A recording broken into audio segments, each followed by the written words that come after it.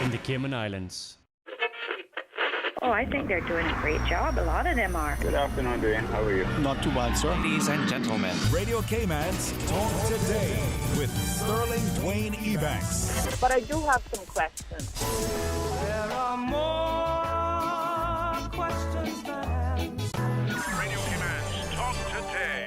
If you're ready to talk, we're willing to listen. Well, I really enjoy this program today. Cayman Islands' foremost listeners participation program. May God bless every person.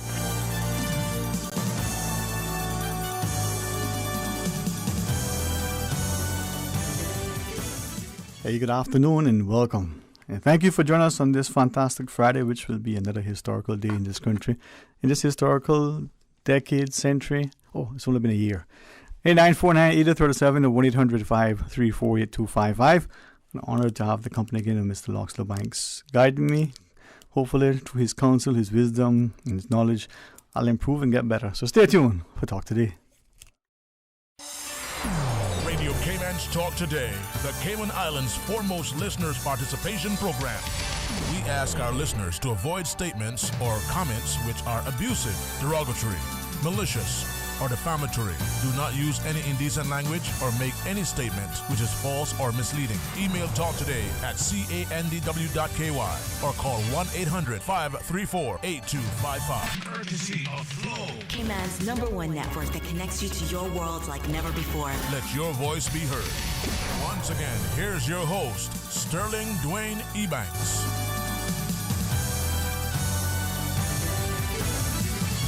Hey, good afternoon and welcome back. Thanks for joining us, and we invite you to, get your lunch. It may be a little bit of lemonade, or if you're lucky, you just huck the fresh coconut and you're sitting under the tree in your hammock. Right, Mr. Loxley?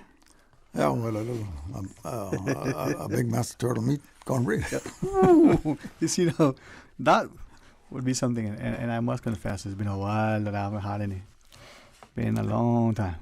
Yeah, well, that's something, I guess, that we probably just omit too often. Yeah, and I'm glad you mentioned that. And to our listeners, I'm thankful that Ms. Locks accepted the invitation to sit with me, to chat. Hopefully, it will, with the greatest respect to all of us, it will encourage more of us to look at, if I may, people like yourselves who have worked very dedicated, very diligent, very disciplined in your approach to the public service, and through that example have made an invaluable contribution. So we get courage from that, and we ourselves would develop that sort of ethos and work ethic, but see it as necessary to speak respectfully, responsibly, but publicly, not just, can I say it this way, beat up our gums, under the Brayford tree. Yeah, well, I think that all is developed through proper exposure to just what you said, and actually training. And you go back to schooling, your first day of school. If you don't start off there on the right foot, don't get the right impression of what this is all about, it could be very varied during your lifetime. So then are we doing and continue, perhaps we've done and we continue to do ourselves and our society a great disservice by not instilling that training, by not somehow coming to a point that this is the expectation, that, for instance, in school, that very first day, whether you're new to the school, whether this is your first day of school because you're 1, 2, 3, 4, 5, whatever years old that you may be, the classroom rules and expectations are clearly defined. Everybody can understand them, and we come on board. But then over time, you come to be raised in a nurturing environment that says, hey, you can have your say, but hold on, you have yours, and there's a discussion. As opposed to what some may see, the golden rule is no longer, do unto others as you would. It is he who has not just the gold, but the gold and the gun makes the rule. I mean, is that what we've become?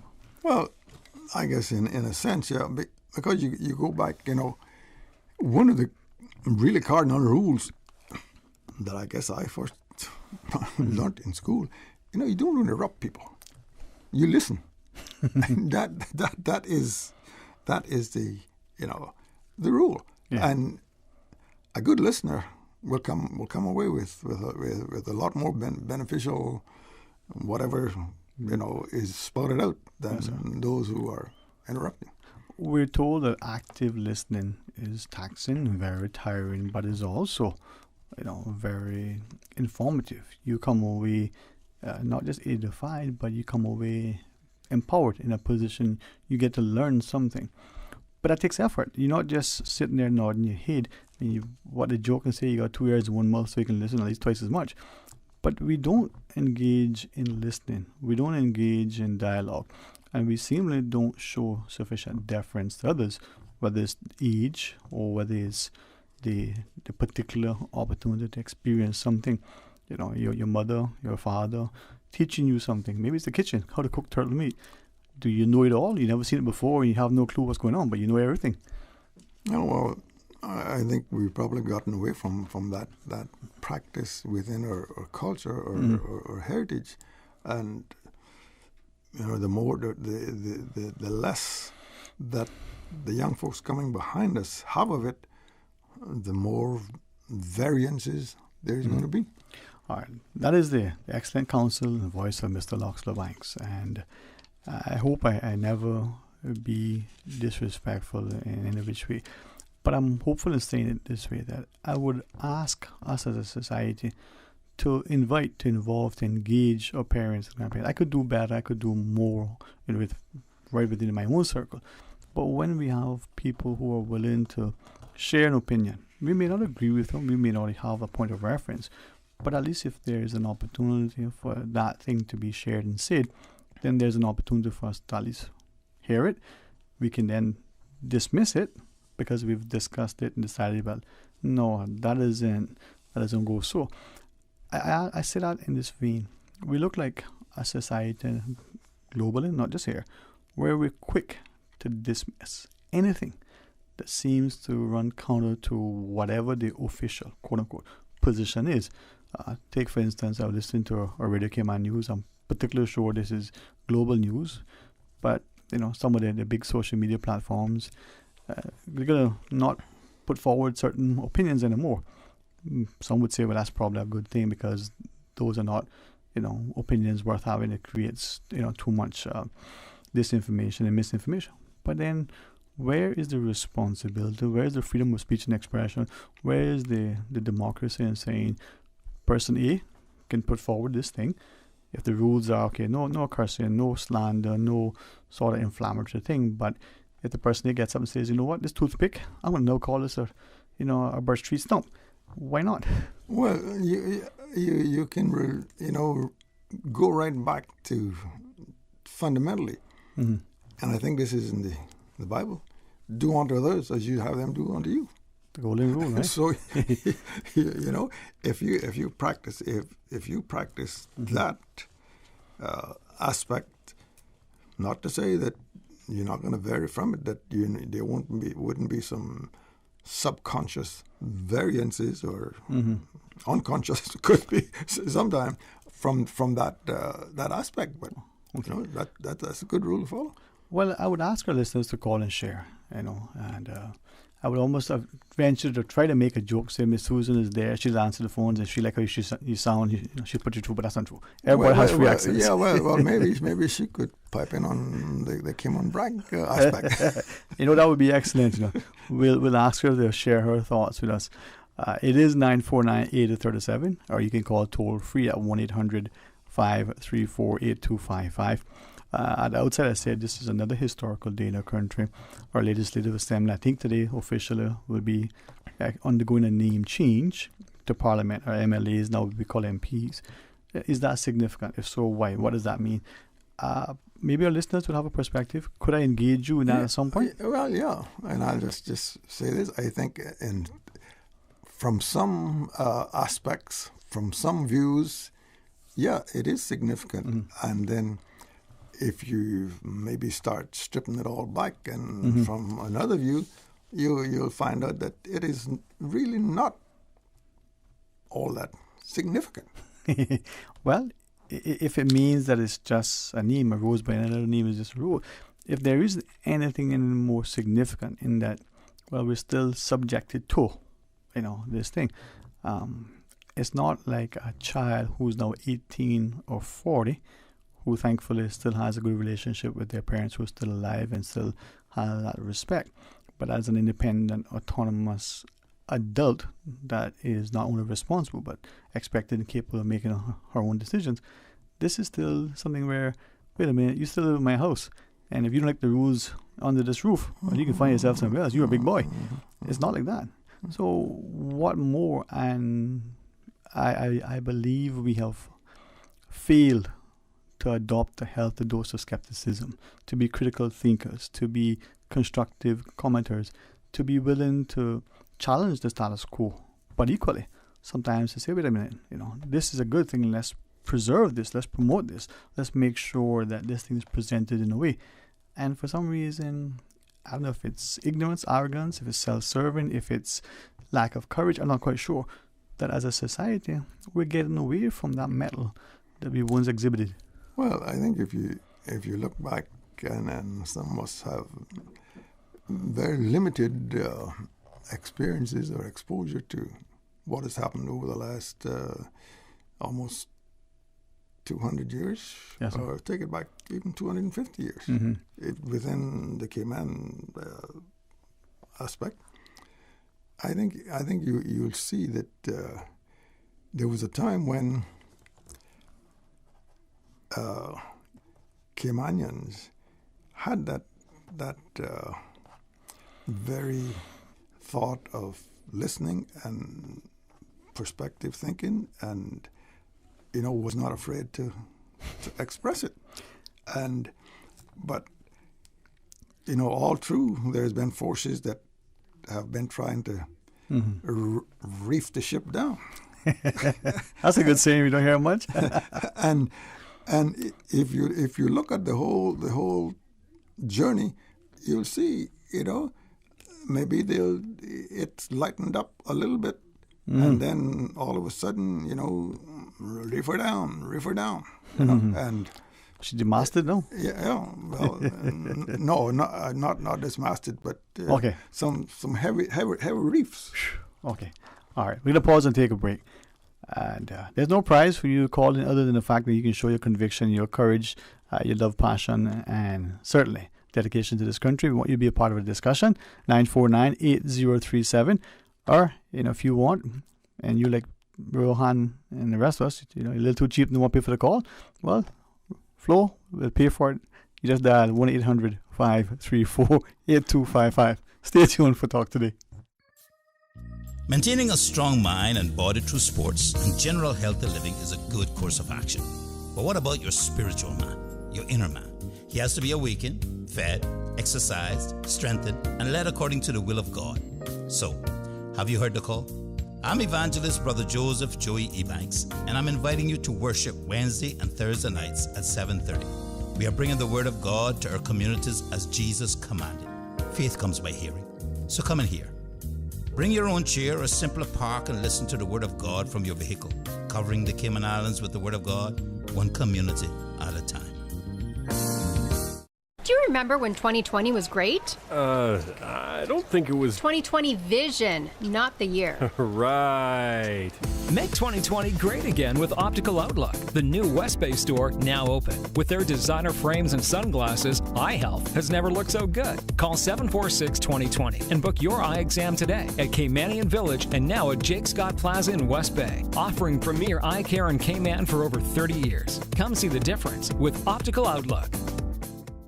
Spring into action with your education goals at UCCI in the spring 2021 semester. Start or continue your degree, take a short course, complete professional training, or your technical vocational studies. New students apply through the online application portal by December 4th. Visit ucci.edu.ky/admission. Call 623-8224 or you can email admission@ucci.edu.ky to get started.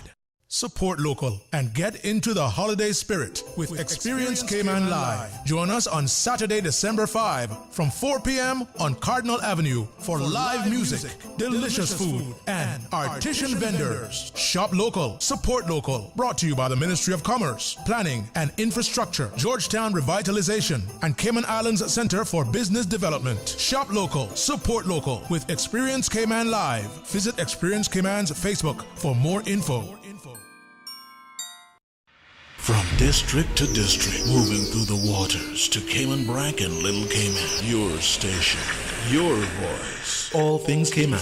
One radio, many people. This is home. Radio Cayman in the Cayman Islands.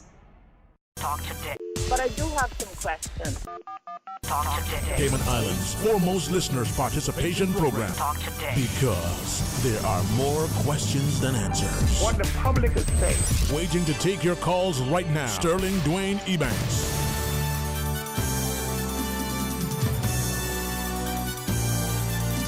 Hey, good afternoon and welcome back, and thanks to you and thanks to Miss Susan for making it. Wow, it sounds, I don't know what you did, Miss Susan, but if you put the chocolate on top of the, the knobs there, it sounded even better. I don't know how it sounded in your headset, Mr. Luxor, but I sound almost like James Earl Jones. I mean, it sounds really good. Well, I would prefer to Johnny Cash. Wow. Well, he sat in the studio, Yeah, you've had a number of interviews with people like that, and I remember that one, Miss June, I think, had come with him. His wife. Yeah. John Carter, yeah. For some reason, me and one of my brother-in-laws were passing by. I don't remember. Was it Saturday? I want you to say. No, it was probably a Friday because he came in for the Benzorama. So it was either a Thursday or Friday. Okay. Well, I know it was sufficient close enough to the weekend that I was allowed to be out. Even though I was with family, and he made a turn. I can't say where we were going. Rackley Club wasn't far away, but anyway, I wasn't sure where we were going. But anyway, he made a turn, and we saw him coming in. And back then, you could see anything from anywhere, right? Yeah. And he, that's Johnny Cash, and I'm like, but anyway, it was a day back then. And the reason why I guess I referenced that is that this is a place that I think, but for recently, we were starting to take for granted the beauty, the bounty, the blessings.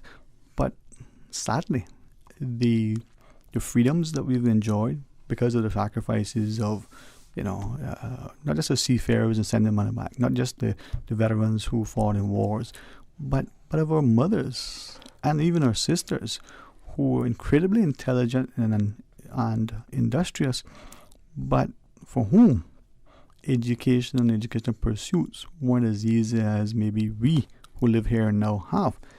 And yet we just sit with our thumbs in our eyes and our hands bounded and our minds.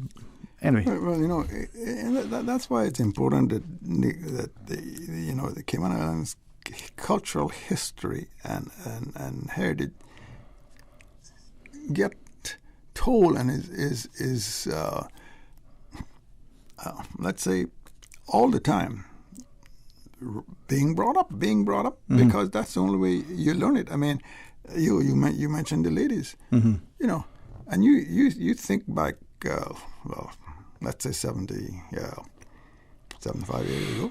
years ago, for them to even get something cooked, they had to go in the woods and with a big ground basket and look wood. Yep. Look. The firewood. Yeah. Once a week, at least twice a week. Yep. I recall, and this has been, I guess, 35, 40 years ago, a lady who had left here. Well, I guess she was probably in her mid-30s when she left here, but the family moved. Her husband was a captain, and he moved the family to Tampa. And she had not been back to Cayman, I guess, since she'd been back. And she came back here. But her daughter brought her back because she wanted to come back to Cayman before she brought the glory. Yeah. And she was part of family, actually, a French family. And I knew of her, and I had never met her, and I said to myself, I wanted to meet her and to stay in at a holiday.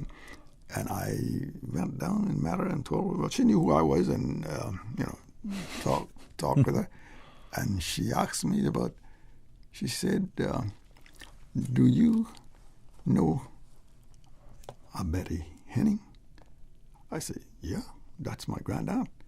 He said, I want to see her because her and I used to go and look wood every week. Have to back that, bring that back. That in itself was not an easy task. No. Right? No. And I think that when we look, if you allow me to, because as you say that I'm reflecting on our men that went to the Mosquito Keys, some of them just boys, not even their teens, and because of their fathers or their uncles, there was some family connection that may have got them on board the ship. Grandfather. All right, probably their grandfather, yeah. And now, right now, because of the hurricanes, I think destroyed.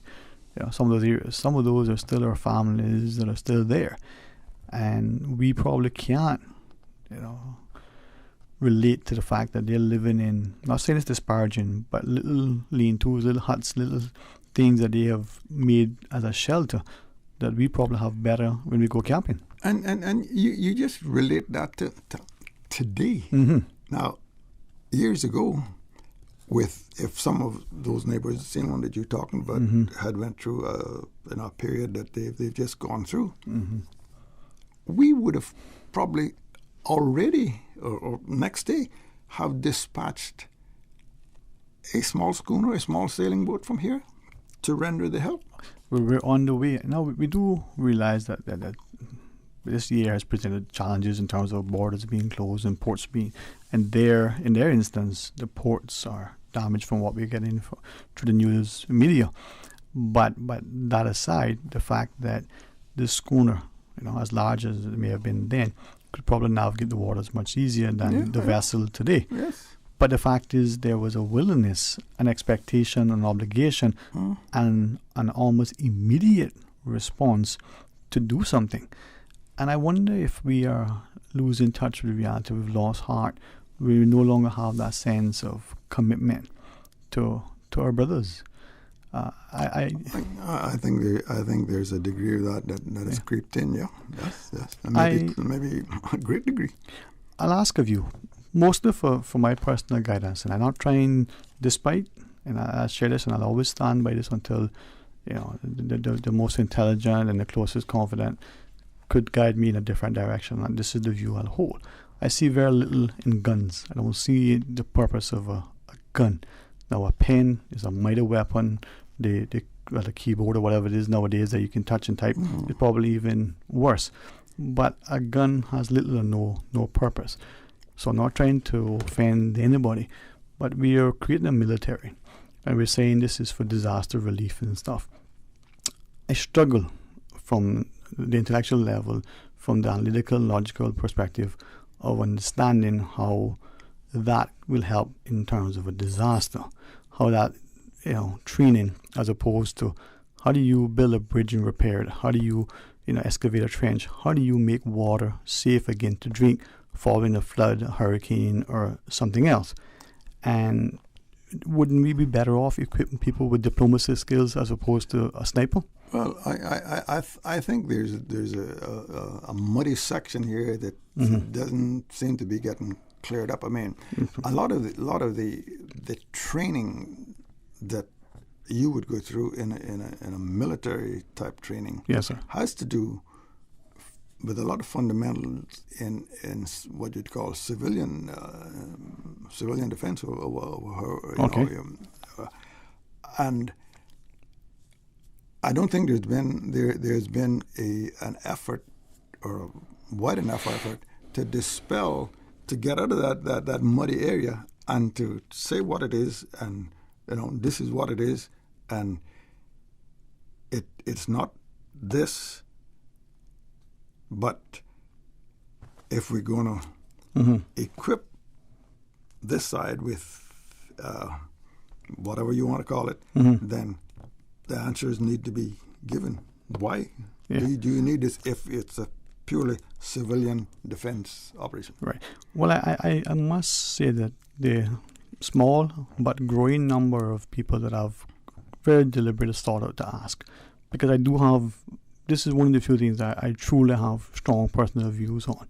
I remember in economics we're teaching, you talk about guns and butter and the demand and supply and so on. And I was thought that was a dumb example, but I understood the concept. But I'm so opposed to the gun that it really just infuriates me. I mean, there's no other word. So the small but growing number of people who said, okay, in the absence of our police who are being deployed to, say, for example, another jurisdiction for their peacekeeping, for their safety and security, then who is going to take up the security here in our society? Well, to see your police in uniform is one thing. To see your police in uniform with guns and the vest and all the stuff that they wear is another thing. But to see what would, in the untrained eye, something that resembles an army or military, fatigues, guns, and all the other stuff, that is something else. And in the environment in which we find ourselves, where we're seeing police almost being akin to urban commandos, when we're seeing the need, and perhaps reflecting on the comments of, I think it was Sir Robert Peel, to talk about policing need to be this thing that is the community and the community is the police, we're taking such a drastic step back that maybe it creates fertile ground for those to say, look, a banana republic in the making. Look, despots and dictatorships not far at hand. Because what would prevent otherwise good, meaningful intentions now being a year from now, a decade from now, or some other time in the future, this thing being abused by whomever at that time? It really has created an unsavory taste. Yeah, well, I think the thing that has to be championed or looked at is that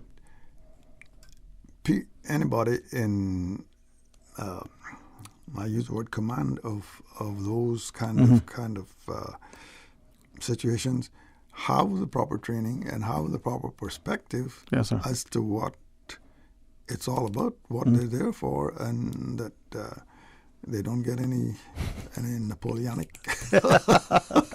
All right. Yeah. Well, maybe after the break we pick up on that. I see Miss Susan. She's either working for air traffic control, or she's saying, "Boy, we've got a break to take, sir."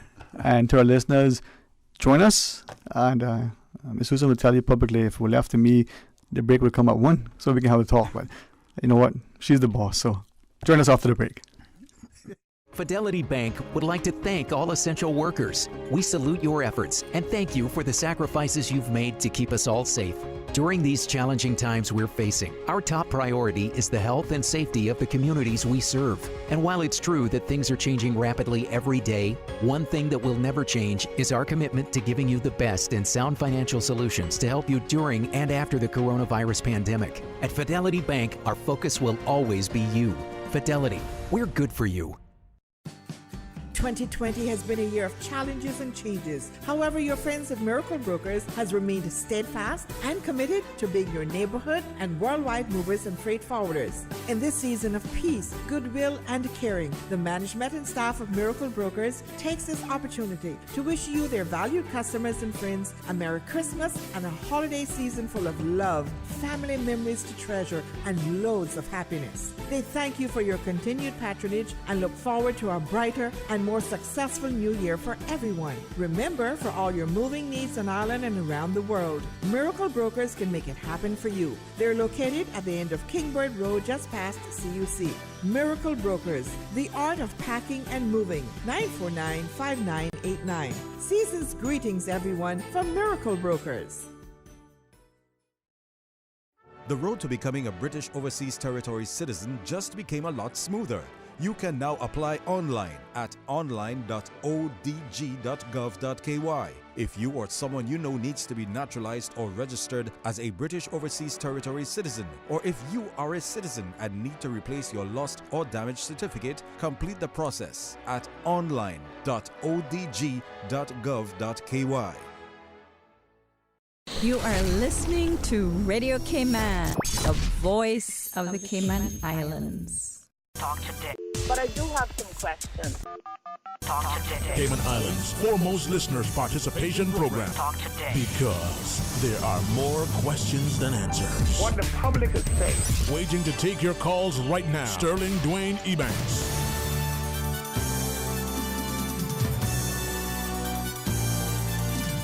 good afternoon and welcome back. And thank you so much for joining us. We have, well, in my view, without any sort of, hesitation, the excellent company of Mr. Loxton Mikes. And I say that, sir, not to try to flatter, nor to be false. I always tell people I'm positive and optimistic.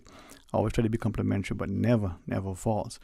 And I say that because I want our people to start to look at the resource that is our people.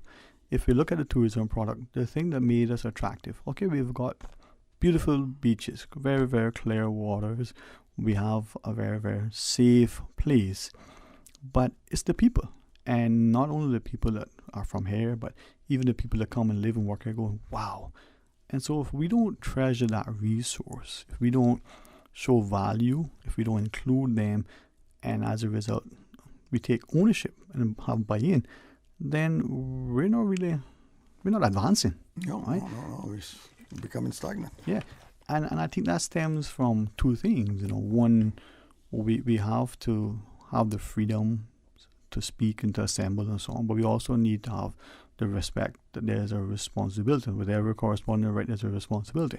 I want to maybe ask of you, and certainly be guided by you, and you can chastise me as necessary. But let's go to the phones first and join this next caller. Hey, good afternoon and welcome. Thanks for calling. Good afternoon to you, Sterling Green. Good afternoon, sir. How are you today? Good afternoon. That's fine, thank you. Good afternoon to Mr. Loxley also. Hello, Mickey. Yes, sir. I think we have to take things into perspective. And we have to realize the Cayman, the Loxley is talking about, I can talk about, that doesn't exist at all anymore. It's just, beautiful, great memories of it. We're talking about the 32 hurricane and all that. And the hurricanes that happened elsewhere, immediately after the 32 storm and passed, Cayman Brac, destroyed it. So many deaths, so devastating. My father took his yawl that he had just launched, the last big one. I think he built himself, him and his brother-in-law, Willie Bush, built her with a help with others. That was 1932, 20th of July, he had launched her. And a beautiful photograph of her, 53-foot yawl. He took it out and went and carried out what they could find and take for them. And he even went over to Jamaica and got things and took his friend Mr. Carter, who was a big store owner there and all that. And you all know about Mr. Carter and the rest of the family. And that was those days. And up until 50 years ago, the turtle meat, as the Loxley was saying there, was readily available. And we had that. And then we had the farm exporting turtle meat, exporting brutal meat from the shells, employing a lot of Caymanians. A big thing we had, exporting the oil, came back as soaps and aftershave lotion, and many things were made from it, turtle oil and so forth. But that ended when we were told by outsiders that we could no longer do that, so it ended. I remember very well, I helped put those engines in and helped with engineering and even feed, unload and feed trucks of the day and all sorts of things. It's a very different Cayman, very, very different. Today, of course, we know the people that are here now, and you keep saying we have what? Quadrupled and more our population in the last 40-something years. No other country on earth has done that. No other country on earth. So we don't have any precedent to go by. We have no one to look to say what did they do. And so we can brush that under the mat and say it's not a problem or it's not a concern, but that's rubbish. It is a concern. It will always be. Because the generational people will be pushed aside and swept down, and we know. And we can't keep blaming our politicians for this now and saying they do this, need to do that. That's what we decided to do years ago when we moved away from the turtling, which made my father and many others famous and heroes and so forth. Names down, they would now be prosecuted, put in jail for doing the same thing they did many years ago. We have to understand that, and that should lay very seriously on our mind, what I just said. The people who we have as heroes there in Hero Square, that's the things they did, and that's how we learned our great seamanship. It was really from the turtling, going turtling. And any old mariner will tell you this, you don't have to believe me. The thing is, we just go along with this kind of dream, and we keep saying the we. Who are the we we're talking about? Regards to the regiment, we have to think of things. We keep talking about the very first elections held. Brave men got up, 10 men, elected every 2 years by the people. Before that, we know it was just the magistrates, the government, and they became the upper house, and the elected would be the lower house, and they all met on the same day in the two separate rooms, of course. But think about it. They were elected for what reason? We can think of reasons. One of the very first laws that they passed, and the 4 laws that were passed, I think it was the 2nd of January, 1832, because the first meeting was just held briefly for the New Year's Eve, December 1831, and they didn't pass any laws or anything. I think they just sort of had an opening of Parliament, or Legislative Assembly, if you want to call it. Today it's become a Parliament. God bless. Good move. And many may argue about that and say it's not the right thing or whatever and anything. Nothing will ever be right with us. We all disagree on many things and agree on some things. And the one of the very first laws passed, and the 4 laws that were passed, I think it was 4, was that every man should bear arms for militia from the age of 16 to 60. And if you didn't have a gun, the government would provide you a gun. You didn't have the money to buy one or whatever. You had to have an affidavit signed by a justice of the peace and so forth, and you'd be given a gun from the age of 16 to 60. But it was mandatory. I don't know when that was disbanded or what, or discontinued. But the point is, it was thought necessary. Why do you think it was thought necessary? There had been a slave rebellion in Jamaica in that same December of 1831. And the same British governor there, Lord Belmore, that we wrote that famous letter to in October 26, 1831, Lord Belmore ordered the execution of about 332 slaves. And one of the slaves is now a big hero in Jamaica's Hero Square, Sam Sharp. He was a deacon in the church. Right. And it goes on. And why do you think we formed that militia? Was for that reason. Right. But Mr. McKay, if you have a second, if I could just ask of you, in forming that militia, and as you shared, it's for every male 16 age and above. Every man. Right? Every citizen, every male citizen 16 to 60 having a gun. Isn't that a stark contrast to know what we're doing, where we are conscripting, pretty much, only a certain number. So it's not everyone, it's only those who are now part and parcel of this militia, this regiment, this military, this army, this thing. It's not like the whole country of men of that age and above who are now assembled and required to be part of this defense force, this militia. Is it a mandatory thing that you go into it? No, that's what I'm saying. The difference between then and now is that then it was mandatory. It's for all of us, but now it's by only some. So choice, voluntary. Right, but it's your country, serve your people, but go with proudly and be learn some discipline and discipline yourself. Learn a trade or something. There's no trade. But isn't it the stark difference between what was then, where every one of us of that age and above were mandated, right, obligated to be a part of this thing. You don't have a gun. Here is one provided to you by the country, as opposed to what is now. You sign on to this thing. That's a major difference, isn't it not? It's the regiment, right? The Cayman Islands Regiment. Let's be proud of it, instead of calling it a thing. But it's a thing because it's a thing that came about, maybe not by the rest of us. That was a thing. The thing is, the elected people are a thing too. I said, look at that. We have to be realistic. We're a British Crown territory, and I don't see us changing that for a very long time. The kind of courage we had to do that move in 1962, it was pushed aside and pushed down, and that's it, to move on a more autonomy, into our people sort of way. But that Cayman does not exist anymore. That's why I started the conversation saying that, and it never will again. I don't see that. Mickey, I just want to pipe in here. I think up until the early 1860s, we were not a colony. No, we were not. We were run as the sort of westernmost parish of the big colony of Jamaica. Jamaica was the colony. Yeah, but and we were administered to by the British governor there, but they left us alone. We were more or less self-ruled and self-governed from 1831. Yeah, I think that's the point, especially between 1832 and the early 1860s. Yes, we were pretty well sailing on the full rags and moving along. But Mr. McGee, we got a news, but any quick closing thoughts you might want to share with us, sir? The British governor in Jamaica still had the overall say. Yes, sir. Ben. Right.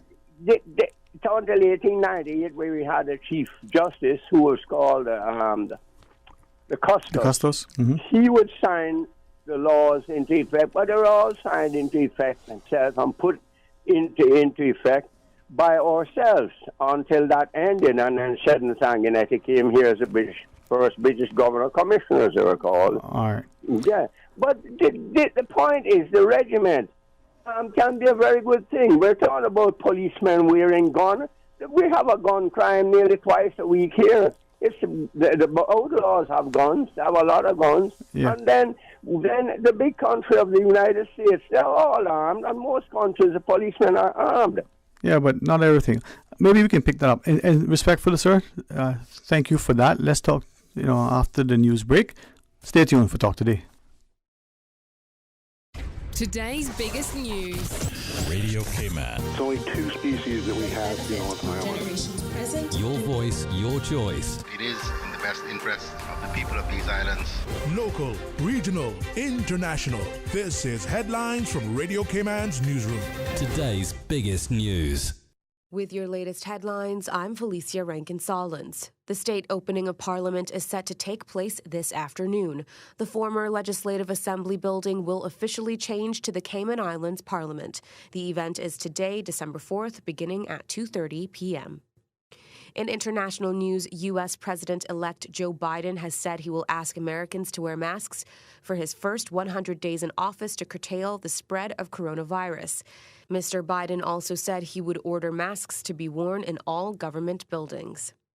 NASA is paying a Colorado-based company $1 to collect a small sample of rocks from the moon.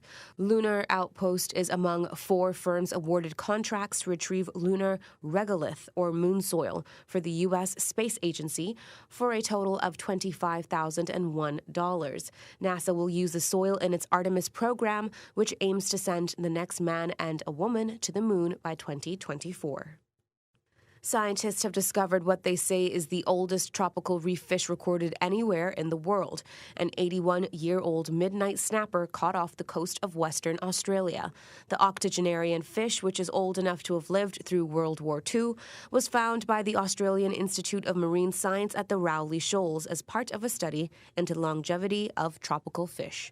These are your headlines. I'm Felicia Rankin-Solins. For the latest in news and information, follow Radio Cayman on social media, Facebook, Instagram, Twitter. Download the Radio Cayman app or log on to our website, radiocayman.gov.ky. Your voice, your choice, your radio.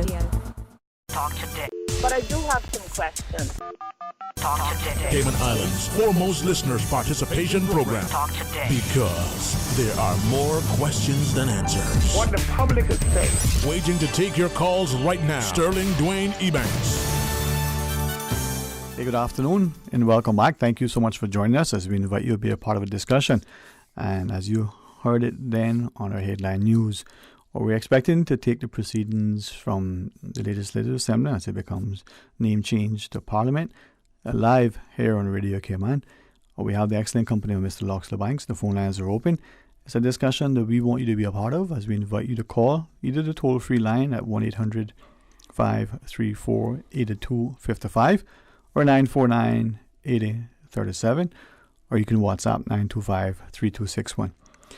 You know, I always appreciate the last caller's perspective, and you know, whether it was way back when he was championing a referendum or whether he was talking about taxes, it's been consistent. He's been very diligent in expressing his opinions, and because of that, I think he's encouraged many of us to equally express our views, whether we sing the same tune as him or whether we have a different view.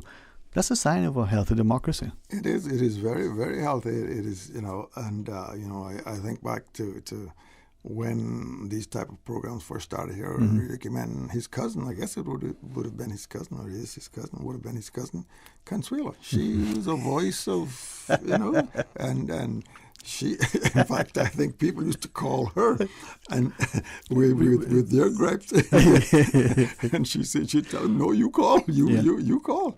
But I'm so glad you remember that and offered to share it, because I think that's one of the things that is lacking in our society. It still happens to this day. People will call somebody, well, you call. It could be that they won't find out something from a government agency or something, and they just, can I say, maybe afraid, maybe a little bit tentative, maybe they just don't quite sure. So you call the phone and find out. And then instead of standing behind the person who makes the call or who makes the public comment, maybe the person has decided she wants to be a candidate in the upcoming election and gets on a platform and says, you know, ABC or whichever. Instead of standing with that person and rallying with that person, we stay so far behind that there's little or no support, even though we agree or we see the importance of it. What is it going to take for our people to get to a place where we're standing united for things that we believe in, or at least we're asking necessary questions? What is it going to? Why are we doing that? Well, again, it's going to take the educational process, and which I think that from that aspect that you just enumerated on, that we have gotten away from. You know, teaching or youngsters, and I think Mickey made the reference to the population at this time, something, you know, whatever it is, 55,000. But how many of that population, probably not over 25,000, that are what you could call homebred Caymanians? And with all of the other influences coming around Northwest Point and Southwest Point and breakers and up to windward. Yeah, up to windward, wherever you go through the leak, you know. Yes, sir. It's getting more or less buried. And I think sometimes when people hear that, they misunderstand what is intended when we say that. And with respect to, again, the gentleman that called his views, they came out of yesteryear. Okay, we're not expecting nor asking that we revisit, but why is it that the progress, the growth in population, the development, and all of that we see, why is it that we can't have, for instance, if what we had before was a healthy respect for each other, a sense of pride in who we are, a celebration of who we are, the ethos, the ethics, the integrity, the honesty, the things that we thought were, you know, really, really, really beneficial to a wholesome society. Why can't you still have that and be 100,000 or 200,000 or, you know, have 50-story buildings? Or why is it that we somehow believe that we got to throw the baby with the bathwater? Why is it that we think that because, you know, we're a small place, we can't have integrity?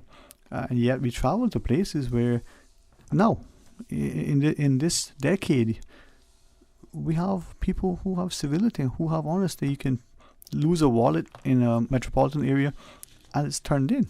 Oh, I remember it came on, remember we did that. Well, why can't that be the same today? It's not yours.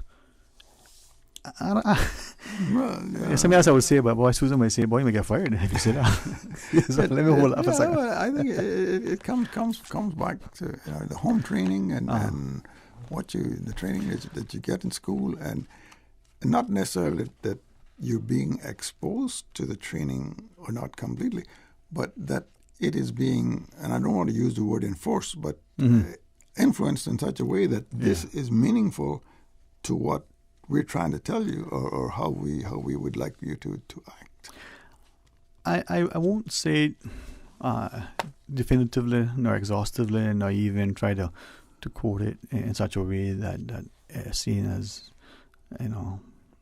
just the be all and end all. But think to jurisdictions or counties or little townships or other places where, for instance, the fire service is voluntary, or that the people in that area have developed a sense of understanding amongst themselves that should something happen, let's say it's a rock slide. We don't have rock slides, I don't think, in Cayman.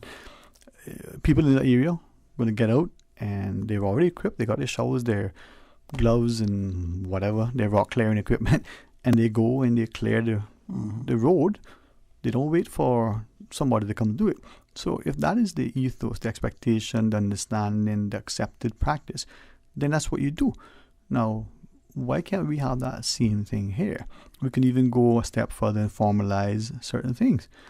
But for some reason, we're losing the sense of identity and responsibility and competence and confidence and everything else. Well, I think we've always had that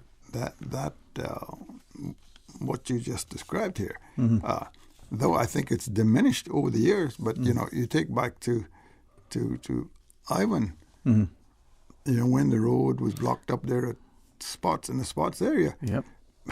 Some of those to Windward boys, you could call them. Yeah. I think Bodden and some of those with the heavy equipment. Yep. They didn't wait for anybody to. They saw that road closed. They knew the road should not be closed. The road needs to be open in order for restoration to start, and they cleared the road. They didn't ask for somebody to do it. They didn't wait for a phone call to come from somebody. When it was safe to do it. I look at Mount Pleasant Road when the big tamarind tree by the bakery fell down. How many people were there? It didn't take long for many hands working together, almost in silence, moving the trees and getting the road somewhat cleared. The bigger pieces had to wait till Jess and others come with the bulldozer to put the chain on it and drag it away. But the same with the West Bay Road, the same with spots, the same with things. The community responds because the community has been conditioned. Yeah, right. Yeah. So I look at that, and again, I struggle with the notion that if we're going to form a regiment or a cadet corps or a Sea Scouts or a Marines, whatever it is, if the discipline that comes from being a part of an organization, if the skill sets that come from being a part of this thing, why can't that all accrue to all and sundry, whether you are a strong academic student and just love history and math, or whether you're a student that really don't give me the book to read, but show me how to do this thing. We can all benefit from those things. But equally, again, I'm asking for assistance. How is it going to help me as a society to advance if my training is to lay on my stomach with a rifle, look into a rifle scope, or whatever it is that you do in these things, as opposed to saying, this is how you desal water, this is how you make water clean and to drink, this is how you administer first aid, this is how you do road clearing, this is how you do these things. Now, I'm told, right, that in some of the other British possessions, territories, as whatever, they have things like what they call civil contingencies authority, where these things happen. Now, I didn't do any great reading on it, but we know there are other things that exist elsewhere where this can be more beneficial. Yeah, well, as I mentioned before, in the general military training aspect, a lot of that stuff is included in the training that you go through. So you come out of that environment after 16 weeks, sometimes 24 weeks or whatever. You can handle a gun, but you can also go out there and handle a shovel, or you can handle a cutlass to do whatever quite efficiently. Right. Okay. Fair enough. But then again, maybe I'm asking and analyzing that and understanding what you shared. And should the emphasis now in this day and age be less on the military-like thing and the skill at arms, the guns and stuff, and more on the diplomacy, more on the things that are going to mean. For instance, let's say in the aftermath of Hurricane Ivan, for instance, we had trees down like we did, and roads were blocked. Now, what would be more beneficial? Men in boots with guns walking the street, or people, men and women, with shovels, pickaxes, chainsaws, whatever, out there making sure Now, I don't know, maybe you can take a machine gun and shoot the tree and eventually it'll be obliterated and it'll move. But then we need to make water safe again. The cisterns are collected, water overflowing, and what have you. Firing a couple of bullets into the system, not going to make it any cleaner. That kind of nonsense doesn't seem to gel with me. Again, you get back to the aspect of communications. Mm. You know, whatever it is intended to be, the core got to be properly communicated, and it has probably been muddled all along. Well, is that then that there is and this is where I think, if I'm drawing inference from what is shared, the either lack of communication and proper, timely, accurate disinformation of information, or is there some this gives further ground for conjecture and speculation, and that maybe down the road, like for instance, we're going to change the name to Parliament, which in and of itself is a good step forward, but it has to come with other things. Now, the incremental system of the British political regime, where by convention this becomes the practice, and over time this becomes the way it is. But the notion is, why do it that way when it could potentially be misconstrued and perceived as something else? Well, again, I guess think you come back to communications. Who is communicating? Who, from what aspect are they communicating? Is it a CIA sensitive aspect, or is it a sensitive aspect from some other angle? Yeah. Well, it is break time, they say. 1:15. All right. Let's do that. And we want you to call and share your thoughts. So stay tuned for Talk Today. You know you've dreamed of that Mercedes. The smooth leather, the style. Ooh la la! With the Lions Club of Grand Cayman Benzarama.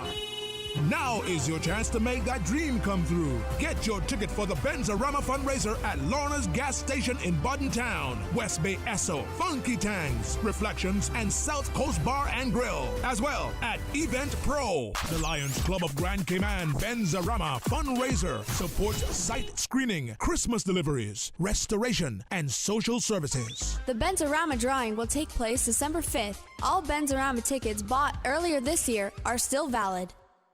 Honey, our fridge has stopped working again. Everything in the freezer is melting. We need to get this repaired right away. I'm calling Brand Source Service.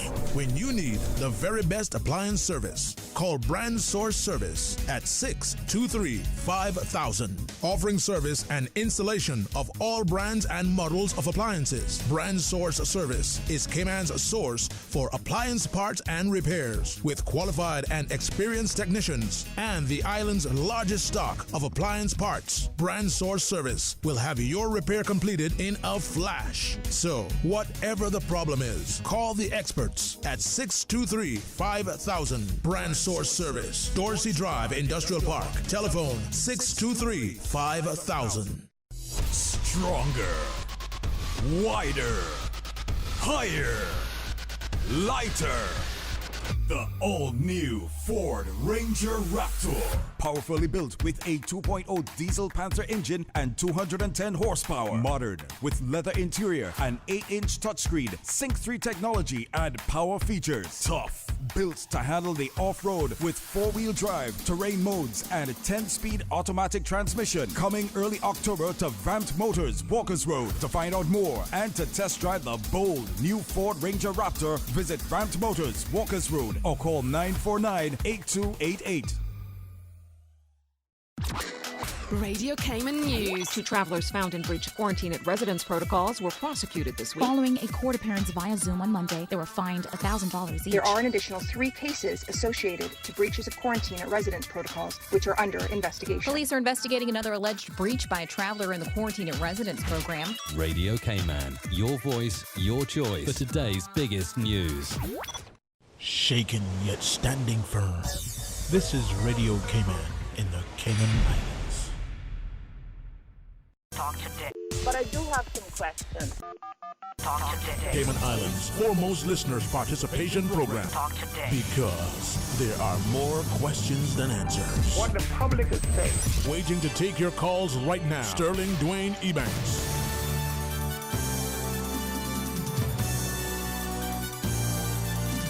Hey, good afternoon and welcome back, and thanks for calling and sharing, and thanks to all the energy and enthusiasm of Mr. Loxley Banks, man. I'm telling you, I probably should have got more coffee if I want to keep up with him.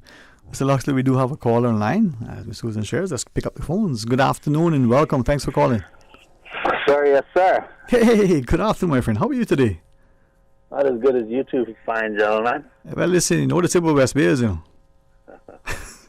say it publicly, though. Welcome aboard, man. I was listening to the comments, and especially the stuff about Cayman not being a colony prior to 18-something. Mm-hmm. If you're a colony of a colony,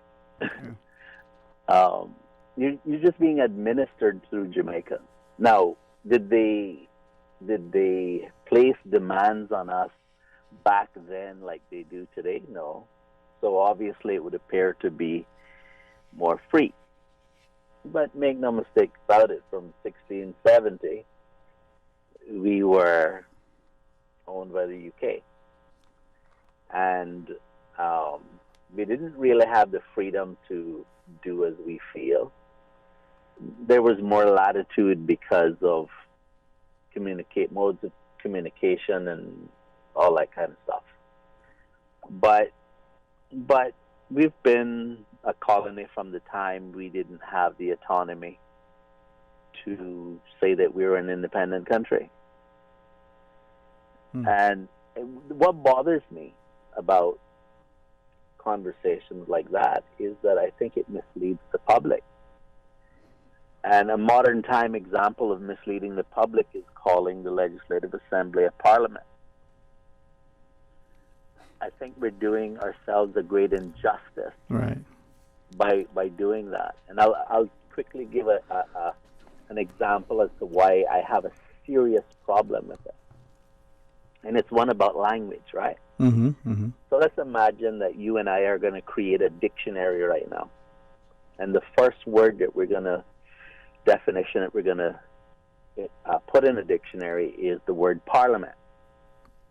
And we're going to define parliament as a sovereign legislative body. And we're going to put in a second definition. And we're going to define, the second definition is going to be parliament.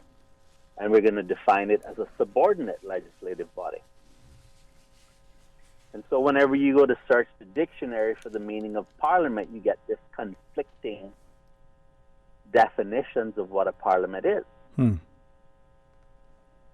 And the reason that's extremely problematic to me is blatantly obvious, but I guess it's lost on politicians.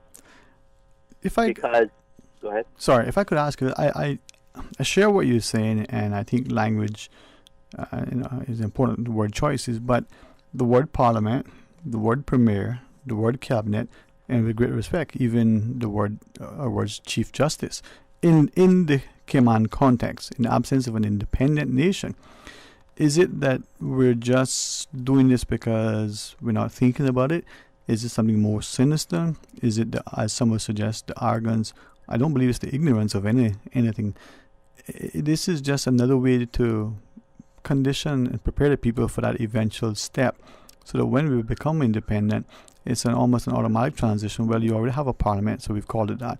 You already have these institutions that are already known in independent nations that are synonymous with an independent nation. Or is it, I mean, why is it lost? I think that's naive. Okay. But before I address why I feel that way about that, let me finish my thought. Yes, okay, yes, please. Yes, the reason why we wouldn't want to put the same word twice in our dictionary with conflicting definitions is because it's confusing. And so which one do you believe? Is it subordinate or is it sovereign? So why are we doing it? To me, the only reason I could think of is that there is something they're not telling us. Because from a logical perspective, it doesn't make any sense. If we were defining a dictionary in which we wanted clarity, so that when we have conversation, we could communicate clearly to other people what we intend when we use certain terms. Mm-hmm. And so if I wanted to clarify the conversation, I would say, okay, instead of putting the word parliament twice in our little imaginary dictionary, Mm-hmm. let's, instead of calling the second one parliament, which is a subordinate legislative body, why not have a distinction with a difference? And the distinction would be, let's call it a legislative assembly. Mm-hmm. And so now we have parliament and legislative assembly. And so whenever anybody search our little dictionary now and they find parliament, they'll see, without any ambiguity, that parliament is a sovereign legislative body. And when they see the other term in there, they say, oh, let me see what that is, and they click on that. And it says legislative assembly, and it says that's a subordinate legislative body. Mm-hmm. And bam, just like that, all the ambiguity goes away. All right. So it's either as you perhaps a prophet, there is something else afoot. It is as some, and again, this is not to slight the politicians today or past or those who of us may be aspiring to say that there is an arrogance, but it makes it, as you've shared, conflicting and confusing, and it certainly isn't any more convenient. So then what is that thing if there is something else that is afoot? Well, I think the British are masters at semantics. Mm. They created the language, after all. And so they thrive in the environment of confusion. Uh-huh. It's actually an act of war. Well, then why don't we, as a people, not just the elected people, but with great reference to all of us as electors, as voters, why don't we speak up, stand up, and somehow become more engaged and informed? Comes back to what Mr. Locks was saying about education. Because if for instance, if we're in a classroom and a teacher gets up and she's presenting a lesson, and you as a student isn't quite following what's going on, chances are that classroom is one that is nurturing, and the teacher is either A, noticing your hand has been raised for a question, or B, more than likely, so cognizant, conscious of what's happening in the class, will say, sorry, little Johnny here isn't quite following. Little Johnny, what's your question? Oh, no, Johnny, I see your eyes are not, and then little Johnny gets engaged. So is that being naive into thinking that that's what should be happening, or are we all so blind, fooled, dumb, deaf, and everything else that we're willing to stick our heads in the sand and expose our six? I think there are different segments of society. Mm. Some people simply don't care. Cayman's interest means nothing. Uh-huh. Some people care and they pay attention. Some people try really hard, but they're not familiar with history and a lot of other subjects that allow them to easily grasp certain things. Mm-hmm. I think that it's not just one answer. Right. Well, as to why we're in this situation. That's what's being exploited. Yeah. Let me share with you, and again, I seek guidance from you, Mr. Locks, and anybody else. So I've got 3 messages to come through and say, boy, you better be careful, you might have a job come in the morning. And one person say, I don't know what you have in your coffee this morning, but you better not drink that again. Now, one of the one I won't... Who are you talking to, you or me? To me. Oh, okay. So I won't repeat what the third message says, but words to the effect that basically... No, I want to hear what it says. No. I won't repeat what the third message says, but suffice it to say is that if you think those other two messages were inflammatory, you should check the last one. But the question is, what has happened in our society that says that as a people, we're not supposed to ask questions, speak publicly, and question authority? I mean, something is fundamentally wrong. We're not living in seemingly a communist regime, We're not living... I don't think there's anything different in the world today. I Mm-hmm. mean, you could say that technology is different, and so we do things in different ways, using different mechanisms. But essentially, humans are the way they were from time immemorial. And so there are always challenges. I don't think that there are less brave people in the world today than there was when Jesus was in the earth. But Peter denied Jesus. But and I'm just saying that there are different. Sometimes the balances, the ratios change. And so sometimes people feel a little more courageous than other times. But at the end of the day, it boils down to me, you have to have the desire to care about something. And that's really difficult to do, because oftentimes you are challenged every step of the way. Right. And King David talked about that, because it seems as if the wicked just cruises through life, prospers, and when you try to do the right thing, you get shafted every step of the way.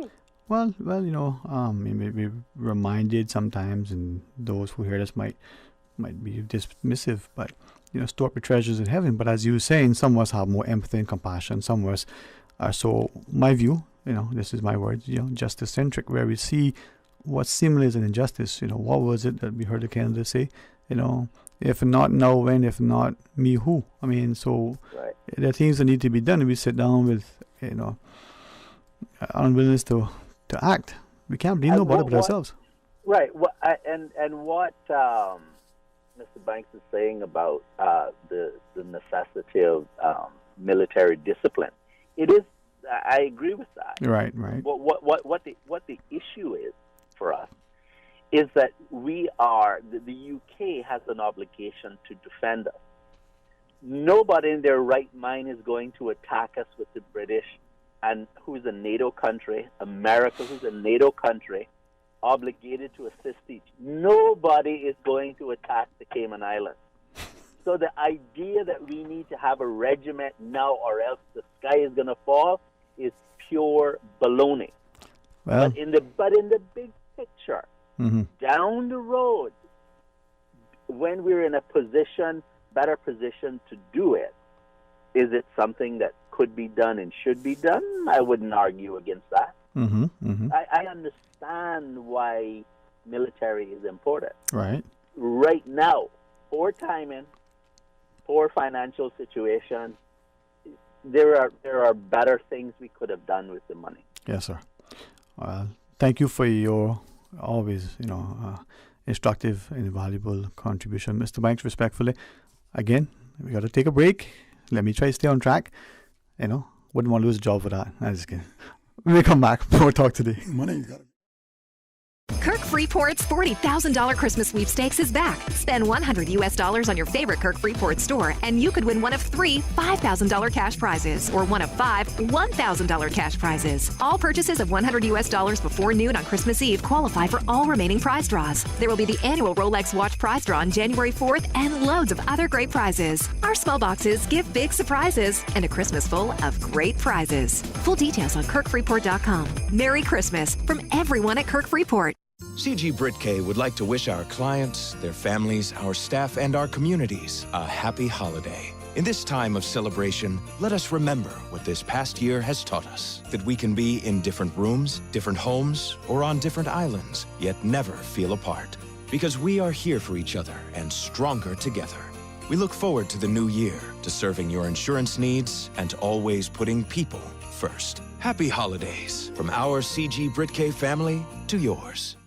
The new Self-Help Community Foundation presents the 19th Annual Talent Exposition of the Arts with their first ever virtual concert. Get your tickets now at eventpro.ky. Streaming live on December 13th. You don't want to miss this. With performances by Erica Asai, Caitlin Tyson, Miss Universe 2018, Rico Rolando, Terry Williams, UCCI dancers, Lloyd Barker, Rita Estevanovich, Dream Chasers K-Man, Mariah Padwa, Shantae Ramoon, Duncan Anderson, K-Man Music School, Soraya Anglin, Centerpoint Dance Company, Richie T, JC Patrick, Miss World Cayman, and more. The Talent Exposition of the Arts, first ever virtual concert, broadcasting live December 13th. Get your tickets today at eventpro.ky.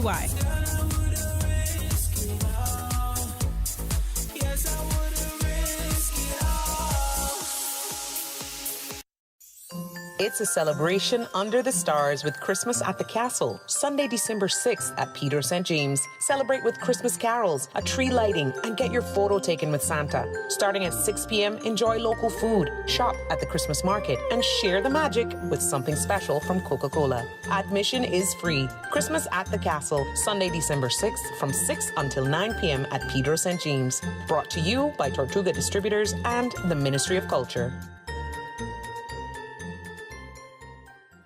Spring into action with your education goals at UCCI in the spring 2021 semester. Start or continue your degree, take a short course, complete professional training, or your technical vocational studies. New students apply through the online application portal by December 4th. Visit ucci.edu.ky/admission. Call 623-8224 or you can email admission@ucci.edu.ky to get started. Fat Chance, featuring Harriet Vassal as Ma, Giovanni Ebanks as Dexter, Giselle Webb as Corrine, Patrick Lopez as Buddy, Priscilla Pucci as Wiggy, Isaac Rankin as Mr. Fredericks, Jaron Carter as Frederick, Leroy Holness as Wiggy's date, and Radio Cayman's Susan as Mrs. Stanton.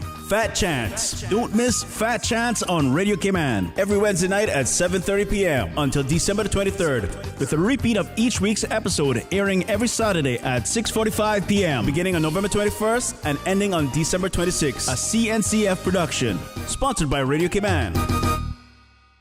Shaken yet standing firm. I was not built to break.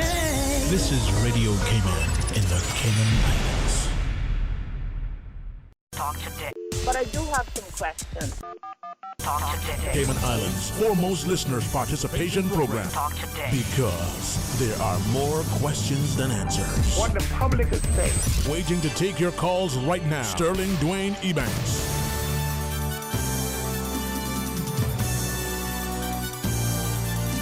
Hey, good afternoon and welcome back. Thanks for joining us. And if you're just tuning in, we have the excellent company of Mr. Loxley Banks.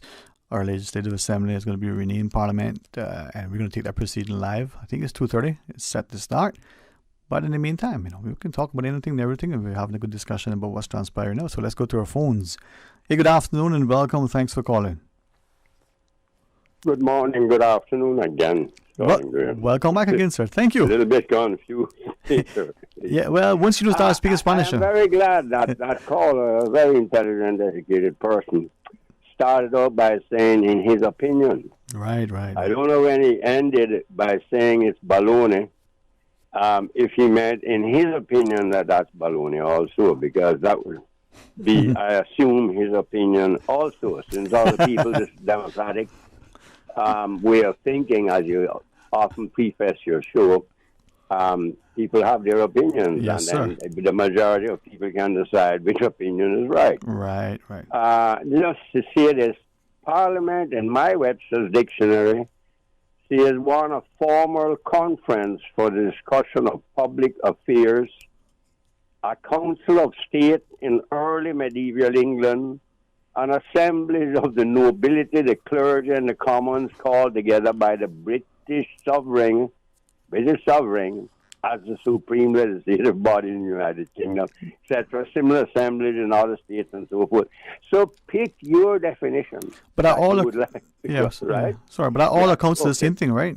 Supreme. Yeah. Pick your definition. The first one I said didn't say supreme. Anyway, that's by the way. The only supreme we know is the supreme God, the Lord Jesus. Amen. Right. We talk about the money. Tempura, ordered by a British governor here some years ago, Operation Tempura, investigation into alleged wrongdoings somewhere. It cost us what? I think about $13.5 million. I think that's the figure that was accepted throughout the island and many times in newspapers, or $11.5 million anyhow. And out of that, we had a sitting judge arrested. We had a very high-ranking Caymanian police officer more or less lose his job. Another ranking police officer more or less lose his job also. Mm-hmm. I think we had one Caymanian who went to jail. We had turmoil. We had the former British police commissioner here being dismissed and then being charged, have a formal charge, like arrested. Formal arrest warrant placed out for him, and he didn't get arrested. And I don't need to go on, do I? Right. Look at the chaos that created. We still don't know why it was or what it was about. Any of you gentlemen know exactly what it was about? But if no, can you tell me, sir? No, sir. But if I didn't, do you think they knew? Let me tell you something. If you think the British government was going to send down a top-notch investigation here just because there was nothing at all, I don't think so. I never thought so. I never will. Right. So let me ask then. But let me say this to you. That cost $11.5 million. Mm-hmm. Right? We have about $2 million or more a year we spend tracking, and you know this, and I'm sure a lot of people know this, making sure that terrorist finance is not coming here or trying to prevent it from being in these islands by companies who we know the business we're in, right? Okay? That we've gone to since we ended the turtling days and that sort of thing, as we talked about earlier, to put it simply. So that's where we spend, and that's a very important aspect of it. That would be coming in by electronic means or by forming companies here, etc., normal things, lawyers, accountants being involved, and etc. Okay, the regiment is going to cost us $1.5 million, $1.75 million a year. Yes, the British government might be funding some, I don't know. Now, we have ships that are flying Cayman flags. We have the possibility we prepare for storms, hurricanes. We spend lots of money in preparation, hazard management, and so forth. But if we are to prepare ourselves for what could be an eventuality, because terrorists are a very deceptive people. Mr. Loxley is a military-trained man, and he must have spoken to many special forces people, as I've done, and I'm not military-trained, but I have family who are. And in the last up to 5 years ago, they can tell you. So we have at least a preparation for what might be an eventuality. We have a terrorist attack here. Let us not say it's scaremongering. Let us be realistic. We didn't know about COVID, it came, right? This is the whole thing. These things can happen. Be prepared. Every country has a form of regiment. And as you say, we might be going, when does that gentleman think would be the right time? This is the whole point I'm trying to make. It's better to be prepared for that paltry sum. And for 85% of the population, we send away hundreds of millions of dollars here every year, talking about a mandatory pension, which we had to bring back a lot of it, hundreds of millions, to help out to pay people because they're totally unemployed, because the whole sector of economy is shut down. Let us be realistic and have some common sense. There is a necessity for this as there was then. And if we can justify what I talked about with the tempura thing, and now we have it where young Caymanians will have a chance to learn to create some electronics, as Mr. Locke is saying, even handling a shovel, doing this, doing that, and also learn how to handle weapons, be trained properly. If I can ask you then, is it your understanding that this regiment, through that, the young Caymanians going to learn a trade, electronics, plumbing, carpentry, accounting, or whatever it is? Is this what this regiment is going to do for them as well? Teach them a trade? Are you trying to say to me that I'm saying that's what it is? No. I'm asking you. I just want to make sure I don't misunderstand you, sir. I don't wish to be argumentative. I just want to make sure I did not misunderstand you.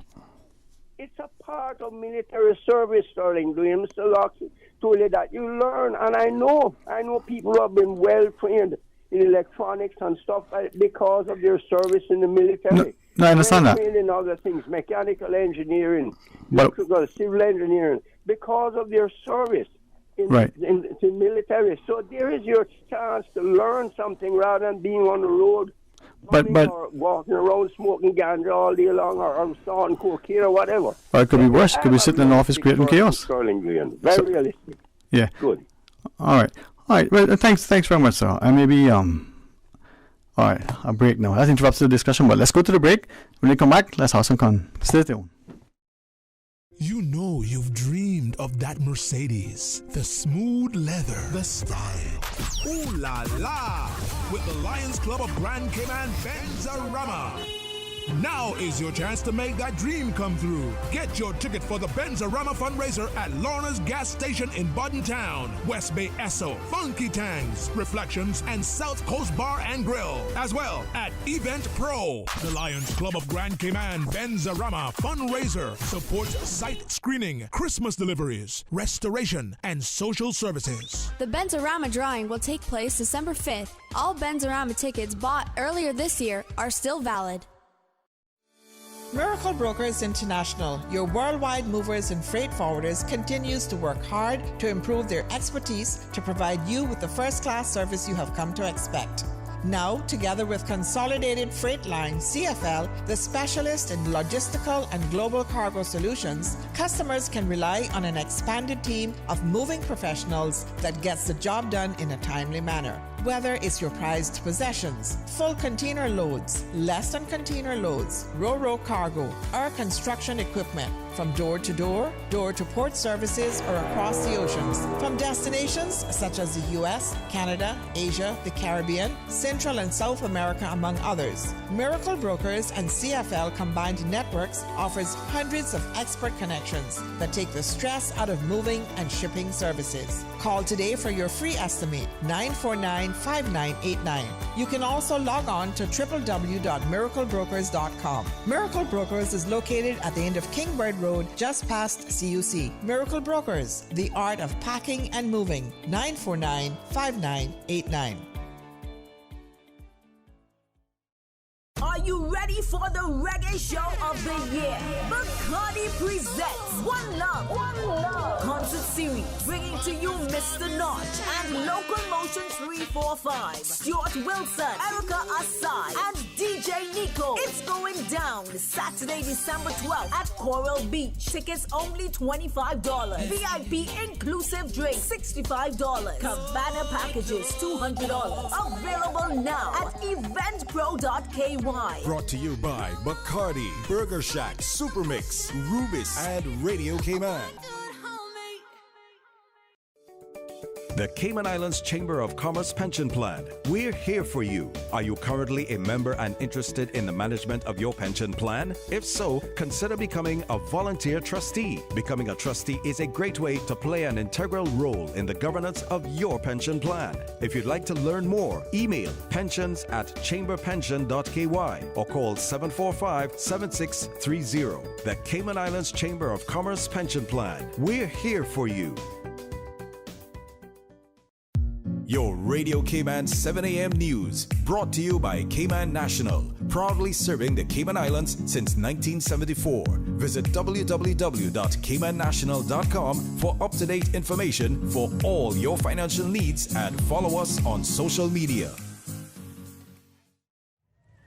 Hey, I'm so glad you can make it this weekend. Of course. Wow, this place is amazing. How did you find this? I found it on Experience Cayman.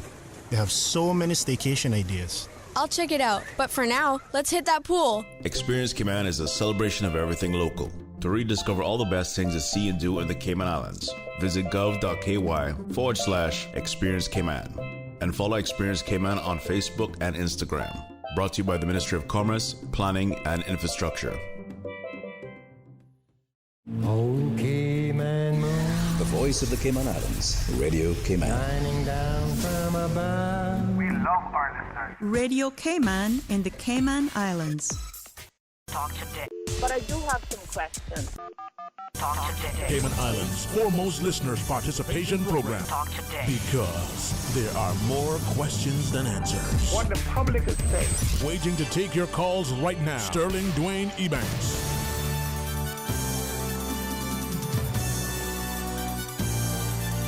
Hey, good afternoon and welcome back. Thank you for joining us. Thanks to our callers for engaging, and thanks to Mr. Loxlow Banks. Having you as a guest not just encourages, but engenders great discussion. You hear the callers, man, they're actively engaged, they're passionate. I'm sure the people listening, and they only wish they got another glass of coconut water. Well, I think we all got to engage, and that's the only way that we move forward and keep it on an even keel. All right. If I can ask, only because in recent weeks, I don't have their permission to quote them or whichever, but they said, there's no problem, we can reference discussion. Sometimes in a collective group, sometimes just one or two, or sometimes just individually. And there are three that immediately come to mind who have said almost verbatim. I mean, if this way exactly, it's so close that, it's only now, they say, that we are being colonized. It's only now. And I asked one or two, I said, what do you mean? They say, well, if you look at a historical record, if we read what has been printed, if we understand the oral history, there was a great sense of autonomy, economic independence, but political autonomy in the way we ran our affairs. We were never a dependency of a dependency. Jamaica was a colony, and for convenience, political expediency, the governor there administered Cayman as part and parcel. Yes, there was an intervening period when presumably, the Cayman Act or whatever it's called was passed, when they say, well, we don't know what to do with these fellas, but they seem to want to paddle their own canoe.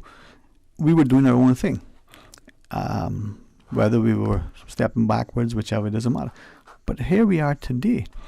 And if we are going to be called in our Legislative Assembly or Parliament, if it is, as the caller earlier shared, that there's competing and conflicting definitions of the word, if the connotation, as I believe we accept, Parliament is this thing that is supreme. Yeah, if I can use that word. Then, therefore, it can do its thing. Anything less than that is subject to this thing. Well, is that deliberate? Are we not being sensitive enough? I kind of think that we have too many smart people not to know what we're doing. So maybe there's something else. I don't know. Well, and I would relate that back to the CI sensitivity. Mm-hmm. Let's say coming up through the 18 from the 17th century up to the 1800s up, mm-hmm. and you referenced the 1860s, 70s. Somebody referenced 70s, mm-hmm. of that era. Right, but okay, fair enough, and even if we don't know history, even if we find it difficult to access, even if we don't read or listen, we must at least be cognizant that we want to have some semblance of say. Okay, we use the word autonomy. We want to have some semblance of contribution. So, in this name change, will the provisions in our Constitution that gives the UK government, through the office of the governor, some seemingly level of authority over our elected people, then therefore we're still not a supreme body. And if that allows the elected body to be overruled as and when necessary, not saying that we should have it that way or not, then why allow certain things to be? I mean, I can pick up an orange and I can call it an apple, and it doesn't make it an apple, but I can call it all I want. Yeah, it's a banana. So why are we not willing to take the bull by the horns? Why are we not willing to stand and say, listen, this is what we want and we're moving towards it? Well, looking back, there's been some blurps of just what you have talked about there, where there have been some who have said, this is an apple. You can't call it an orange. You can't call it a lime. It's an apple, or it's a chalamello. You can't call it maybe so, an egg fruit or whatever. Yes, sir. But again, and I use the maritime analogy, there were the elements that said, well, we got to reef it down a little bit here. Mm-hmm. We got to reef it down, and that element has continually been expanded, or if not expanded, maintained to present day. Okay, so what if in this new round of for want of a better word, we'd use what was shared as constitutional amendments, there is in short order subsequent amendments, and the qualification for a voter is expanded. The qualifications for those who are eligible to stand for election are expanded, so that what we believe would allow people to qualify to be a member of parliament, as we're going to call it, now includes this wider body of people. Again, whether that should be or not. But all of a sudden, because of, I say it this way, lack of being informed and aware, so lack of knowledge of what's happening, you wake up one morning and you realize, hey, this person now is eligible to be a candidate and can be duly elected. I'm told of a story not long ago where even Mr. Brandon, a famous lawyer here who was seemingly well read and respected, and he was going to stand, and apparently there was some outcry, and there were other people in years since. But how do we advance and include people without first ensuring that they've been sufficiently informed and allowed to have the buy-in? I mean, you ever been forced to eat something that you didn't want? So, where are we, and what's going to happen? Well, I think what has to happen is that, how do we want the Cayman of 2025 to be? Mm-hmm. How do we want it to look? Yeah. Do we want it to? Do you want to ride down 7 Mile Beach in a concrete tunnel, or do you want to be able to take a little peek at the beautiful blue waters, or even park on the side of the road and go down to the beach? Well, let me even go one step further. Again, I'm not just asking you, but since you're closer to hand, to guide me. What if, as we listen to the things that are shared internationally through the media, as we listen to some people sort of distill, the information they receive and share some of their perspectives. What if that came out of short order is what we understand may be transpiring, even in the UK, in the areas where they have now, where they were just recently under lockdown. If you move beyond this area, you need to show your papers. So just to make it easy, you in West Bay, you can't move beyond West Bay to Georgetown because there's a border check here. So we're all in these little departments.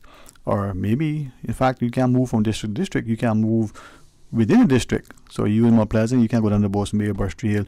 You in Georgetown, you got to stay in Central. You can't go up to Prospect. Well, the order the world is moving in, that's what's coming up with just the simple COVID, whatever, the COVID card. Yep. Right. What Dr. Lee in the early days referenced the immunity passport and so on, right? Yes. So that's the international travel, but what about even travel, not just within Grand Cayman, but between Grand Cayman, Camelback, and Little Cayman? I mean, what if that is the possibility down the road? Is that something that is unavoidable? Is that something that we need to acknowledge and address? Is that something that we need to accept? Is there a way around it? I mean, is it the Barrington Declaration, for instance, that passed October 12th or thereabout, sometime mid-October, where the scientists, the physicians, the public policy, the virologists, and the like saying, hey, we need to figure out how to make sure that we handle this thing differently. Or psychologists and psychiatrists have expressed great concern about the mental health of people as a result. We're not talking about, all that issues, not just the economic impact. We see the WHO itself saying, hey, we got this thing wrong initially. Where is the responsibility of the media to disseminate information? Where is the public's trust in its politicians and other leaders and in the media and its and the credibility? I mean, there's some serious issues that have not been addressed. Well, yeah, I think I would say in the last, I'd say 20 years. Yes, sir. That this thing that we call the media has got very distorted. Yeah. You know, Okay. anymore what falls into general media perspective are nothing more than people with opinions editorializing many times on subjects they don't know anything about.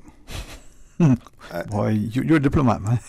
Well, you know, I mean, you know, yes, sir. I've seen it over the years. I never forget what an old and this gentleman, Gabriel Hita was his name, and he transitioned from the print days up to radio, up to television, and he said to me one time, he said, "Young buck," he says, "you just keep your ears open, you just keep your eyes open, and you know, keep traveling, but just keep everything in perspective. Keep everything in front of you. Don't let watch that jib topsail. Don't let her tremble." All right. Well, with that, we'll have the news break in seconds. So when we come back, phone lines remain open. So call us. Today's biggest news. Radio Cayman. It's only 2 species that we have, on the island. Generations present. Your voice, your choice. It is in the best interest of the people of these islands. Local, regional, international. This is Headlines from Radio Cayman's newsroom. Today's biggest news. With your latest headlines, I'm Felicia Rankin-Solins. Thursday, December 4th, government reports the results of 230 COVID-19 tests. 3 came back positive, all asymptomatic travelers who will remain in isolation until considered recovered. In international news, the UK and the EU have resumed talks on post-Brexit trade in London, with time running out to achieve a deal. Both sides have to agree and ratify any deal by December 31st, when the current rules on EU-UK trade end. If they do not, they will do business on World Trade Organization rules, meaning the introduction of tariffs or taxes on imports. Germany is to revamp its phonetic alphabet to remove words added by the Nazis. Before the Nazi dictatorship, some Jewish names were used in the phonetic alphabet, such as D for David and Z for Zacharias.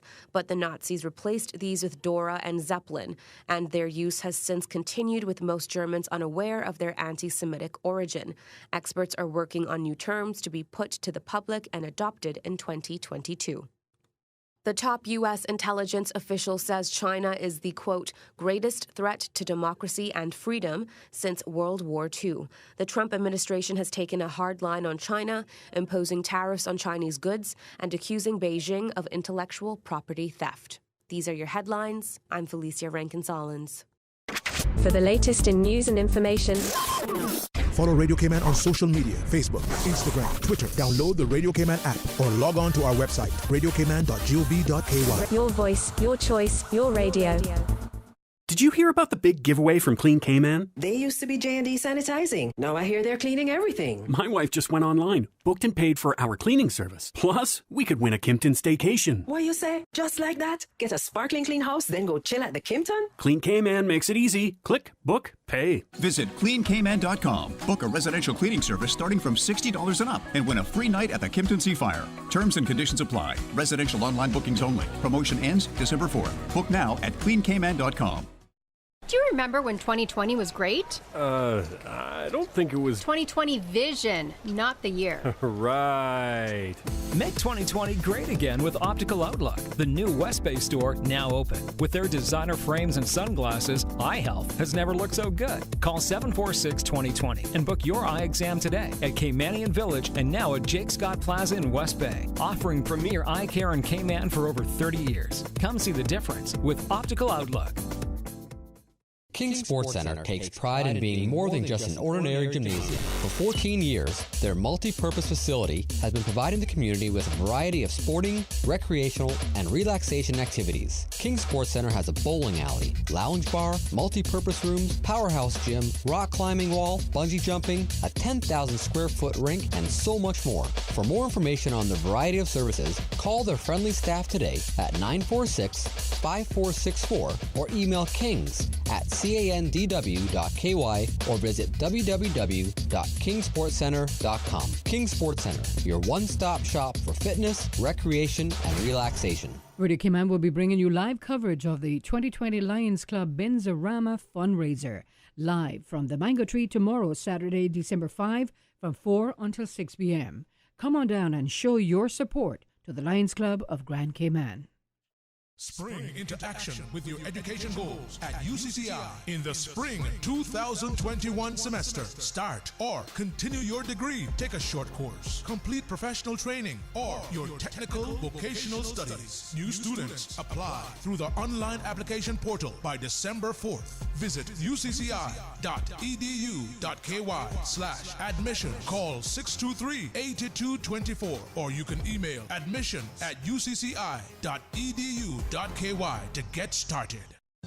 Attention Caymanians, the registration deadline for the 2021 elections is January 4th. Caymanians turning 18 on or before the May 26 election may register now. Every vote will count in our May 2021 general election. In order to vote in the 2021 elections, you must register by the 4th of January. For more information, visit elections.ky or the elections office at Baytown Office Suites opposite the Wharf Restaurant. Also, just like to remind you, Radio Cayman will be bringing you live coverage of the ceremony to mark the historic renaming of the Legislative Assembly to the Cayman Islands Parliament.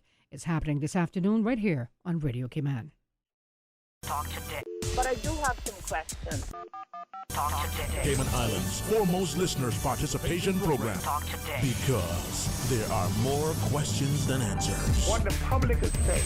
Waiting to take your calls right now. Sterling Dwayne Ebanks.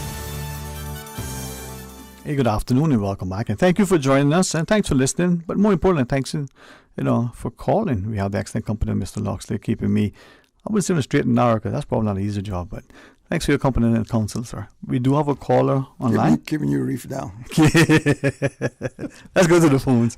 Hey, good afternoon and welcome. Thanks for sharing. Good afternoon, gentlemen. Good afternoon, sir. How are you? Sir. Good afternoon, Mr. Loxley, and good afternoon to Dwayne. Sir. Yes, sir. I just want to pose a question to both of you. Yes, sir.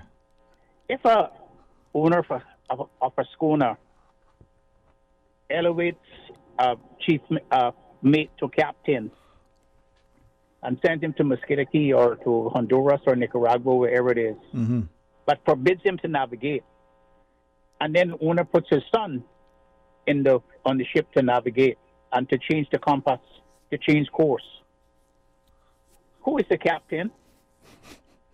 there ain't no captain, doctor. It's certainly not the mate that the owner promotes to be captain. He's not a captain in the maritime sense of what a captain is. Right. So it's a similar thing with the Legislative Assembly. A Legislative Assembly, to call it a parliament is similar. You cannot call a Legislative Assembly a parliament when it's not sovereign and when it's not supreme. I don't care what book you go and look in, it will tell you that a parliament is usually a legislative body with two chambers, upper and lower house, and it's supreme and it's sovereign. In other words, no one can pass in a law that can override the law that is passed by it. And the parliament can't bind itself. And it can't bind itself, and it can't bind another parliament that's coming. Right. So, in this situation where we have one person, a chief executive of the British government, a governor, who can override parliament and can pass any law and can refuse any law that parliament that passes, and can override the government and can go down and pass his own law and put into law. You call that a parliament? That is not a parliament. That is just a shell, and it's only a change of the name. And anyone who would accept that as a change of the name really does not understand constitutional history, constitutional development, and constitutional law. Well, I think, Doctor, I think the two words you use there, supreme and sovereign, and I think that is where it's all corralled. And if it gets outside of that, then it doesn't apply. It doesn't apply, and for MLAs to accept that, I could see that there were some semblance of a parliament, semblance, I say, not really, but some foundation with which you could build a parliament on if they had gotten rid of Section 81. Mm-hmm. But when they didn't go and do what the British wanted them to do, by passing the Civil Partnerships Law, the British government decided they're not doing that anymore. And so they continue to accept this name as Parliament when a governor can override them. And if you look at all of the great constitutional professors and scholars, Dicey and Phillips and all of those, it says that no other person has the right to pass any other law to override the law that Parliament passes, not even the courts. Right. So, in your humble opinion, sir, would you, if it's opportune time and appropriate, would you opine as to why you think we would now accept the name change if, in practice, it is not a parliament by what we expect a parliament to be, sovereign and supreme? Because in the eyes of the world, it makes them feel that they are elevated from being a member of the MLA. Mm. In Canada, we have a parliament. We have a parliament in Ottawa that is the federal government, and those legislators that are subordinate to them are legislatures. British Columbia has legislature, Manitoba has legislature, all of those have legislature. They don't call them parliaments because they're insubordinate. Mm-hmm. They're not supreme and they're not sovereign. And so that's why they call them legislatures, because they are inferior. And but these people believe that going around and putting the name MP that is going to elevate them and so forth, it's a facade, and it's only ego boosting, and it doesn't do any good. Because they can't pass, they can't do any more now than for the Cayman Islands that they have done before. And I think you made a comment before about we're going backward. Sure, we're going backward. I could say historically that we had a parliament once from between 1881 to 1835, 1863, when they called it a vestry in those days in Care. We had two houses, a bicameral legislature. They had an upper house and a lower house, the semblance of a parliament. Today we don't even have that. We don't even have the kind of people who stood up to that in 1831 and 1863 before they passed the Cayman Act in 1863 to drive us under Jamaica. And so the first time that we became a colony was when in 1962 when we became a colony, and some people are writing about that in advanced us. That did not advance us, because when you look at the historical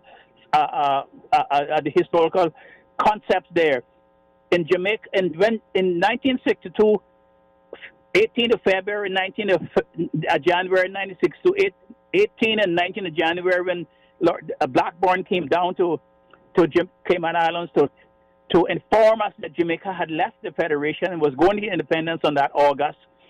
He gave us an option to go into full internal self-government immediately, and there was a draft for full self-governing constitution.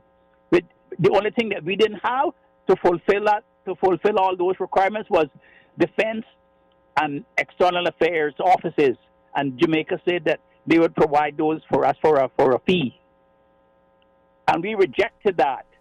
We gutted that, and we went and became a crown colony, going backwards instead of going forwards. And today we are not even where we were. We were not where we were in 1831. Between 1831 and 1863, we're not even there anymore. And to say that we are advancing, we're not advancing, because what they have given one hand, they have taken away.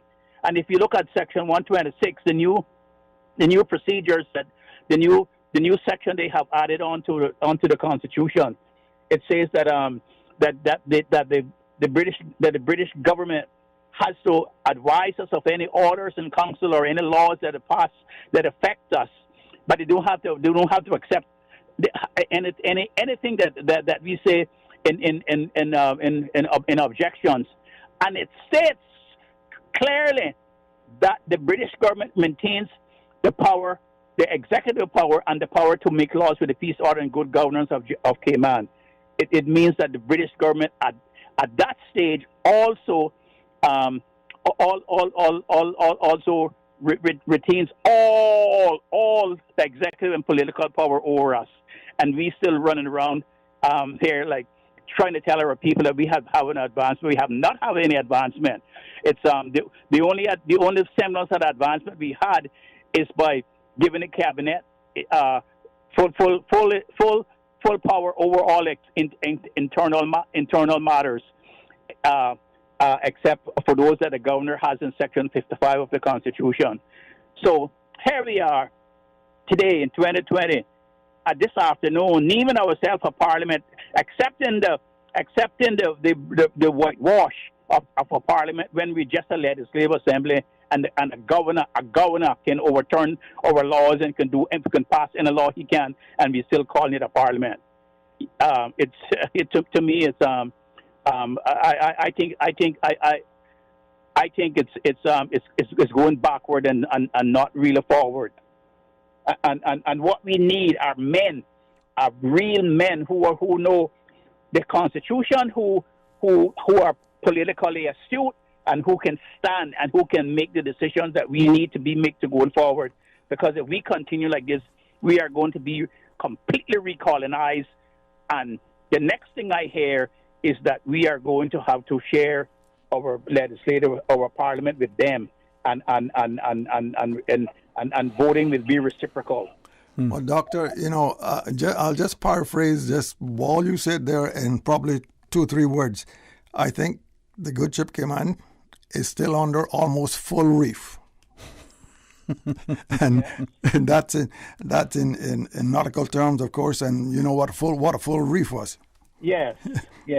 And there's been a few times in history, and I think you mentioned one of them just a little bit ago, where there's been some serious attempts to get the ship out of the reef, out of full reef, and just put all the rags on and let her sail, and with good guidance and good common sense, let us go where we want to go. Yeah. But and I'd say over the last this is now 50 years more or less. There's been 3 or 4 periods where there's been attempts to get us off the reef, get us sailing full sail, all the rags on, but they've all been just as happening presently. Just pull back on the full reef. You got to reef her down a bit. You still got to reef her down. Yes. Yes, sir. Well. So it seems to me that Captain Ali and the Adams and all of those people, if they came today, they would say that they don't want to be captain of this ship that's going in because it's not going anywhere. That's right. It's just like you said a while ago. The captain designate, and you got the owner on board saying, we can't take that course. In fact, I listened to you a bit this morning to the program, and my thoughts went back to a story that Mr. Prentice Powell, who I think you probably knew, and he told me one time, and this is maritime, that these were during the days when sugar was a very, and it still is, of course, but a very valued commodity here in Cayman, and sometimes you couldn't get it, especially brown sugar, when you wanted it. And I remember those days. Yeah, and Cuba always seemed to have had a great abundance of Cuba, but the whole, I guess, British Commonwealth or whatever it was came under a quota, and he tried to get some sugar from Cuba one time, maybe 50, 60, 150 sacks or whatever, and he was referred to that, well, the quota has run out. Well, he had some contacts in Cuba, and he called Tony. And Tony said, "Oh yeah, I can get you. You meet me at certain," and this was, I can't remember all of the maritime designation that he told me, but going in on the coast of Cuba, the south coast, and some of those little islands, and this was communications that went back between telegrams, couple of telegrams. He said, "You meet me at whatever we want to call the name Sorellis or whatever, on such and such a date, 12 o'clock at night, and I'll have your 150 sacks of sugar." And he said he took the banks and went over there. Yes. And he had a captain on board, and they met Tony. He came along, and they quickly unloaded this 150 sacks of sugar onto the banks, and it was getting pretty close to maybe 2 or 3 o'clock in the morning, or whatever time it was, and he said to the captain, "Well, we got to get out of here." And the captain said, "I don't know if I can take her out of here tonight," because they were amongst shoals and reefs and so forth. And he looked at the captain. He said, "Can't take her out?" He said, "If you can't take her out, I'll take her out." He said they put her on the full sail and went sailing back to Cayman with their sugar. Yes, that was the banks. Yeah. Yeah, well, I hope it wasn't the Gravina. No. I don't think you could get 150 sacks of sugar on Gravina. All right. Well, sir, anything else you want to share with us? Always a pleasure, but I don't want to monopolize your time too much. Thank you. The Gravina came to me because I remember my grandfather used to go to Isle of Pines on the Gravina. And every time she came in down Hawkside Bay, right behind the old little gas station, was belonged to Mac Thompson there. Mm-hmm. They would be there, and I remember all of the brown sugar and the plantains and the fruits and oranges and the potatoes and everything came up, and all that freight and passengers. Yeah. And now Mr. Banks is telling. I saw a picture of it. Mr. Banks told me she was no more than about 35, 40 feet long. In those days, she seemed to be a huge, big steamer. Oh, yes. So, and I believe, Mike, if I remember it, she used to kind of dock in just that little outcrop that sits out from the dock now. That's right. Yeah. That's right. See that? All right, sir. Okay, thank you, gentlemen. Thanks. Thank you too, sir. Thank you. And appreciate it. Mr. Banks, I believe we have another caller. Thank you for sharing with us. Good afternoon and welcome to Talk Today. Hello, Dwayne. How are you today? Hey, blessed and highly favored, man. And yourself? Good. I see you are sharing time today with another wealth of knowledge, Mr. Luxley Banks. Yes, sir. Very much so. Yes. Well, I know you're getting towards the end. I caught a little bit of what Dr. McField was saying. It is always very difficult to speak after him because he is such a wealth of knowledge. But I thought I should pick up on one little issue that he so rightly mentioned, and maybe he might have mentioned this aspect of it, but let me mention it. This issue of members of parliament saying that, they're now members of parliament, saying that when they went to other countries, people didn't know who they were because they're MLAs. People didn't know what that meant. I'm not quite sure that is entirely correct, because in Canada, the members of, like Dr. McField was saying, they've got legislatures, regional, provincial legislatures.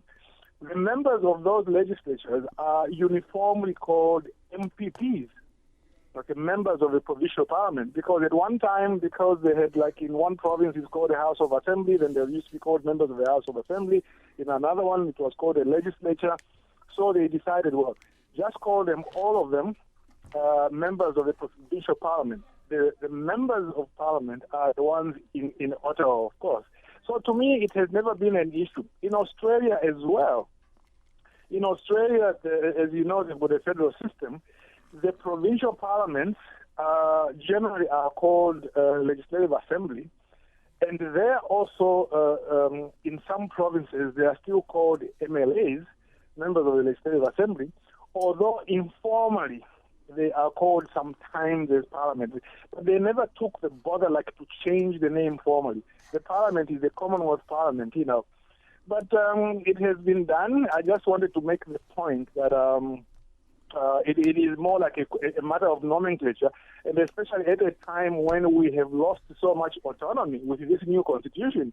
That's when we give ourselves a name that is at odds with what we are, even more at odds than it used to be before these new changes came in.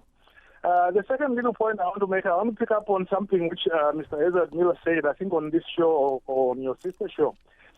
He said something. He said it in the Legislative Assembly, actually, in Parliament, but he repeated it on the show. And he was saying, look, we now have this big name. We must ensure that the institution now can become more responsible, pick up like meat on time, and be able to be more effective. And I really thought that was a very good thing to say, because one of the things, as a person who has worked in writing legislation for such a long time, one of the weak things about Parliament in Cayman is the lack of a strong committee structure.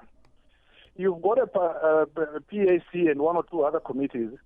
I do appreciate it's a small parliament, so maybe you can't have too many committees. But you need, for example, a committee on legal and judicial services. I called you yesterday about a long thing which I'm doing, but I won't bore you with that. But it's important to have, for example, a judicial and legal committee, which they have in the States, they have in other places, which deals with judicial appointments, which looks at how cases are going, are cases being decided early, and so on and so forth, rather than always have to wait for the Public Accounts Committee whenever it meets, So there's need for a strong committee structure to be able to make people accountable. And with me, the latest real pet idea for me is to make the judiciary more accountable.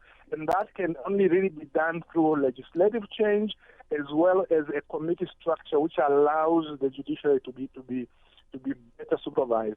But this is more like it's a general point as well. You need other committees as well. For example, you need a committee on government assurances.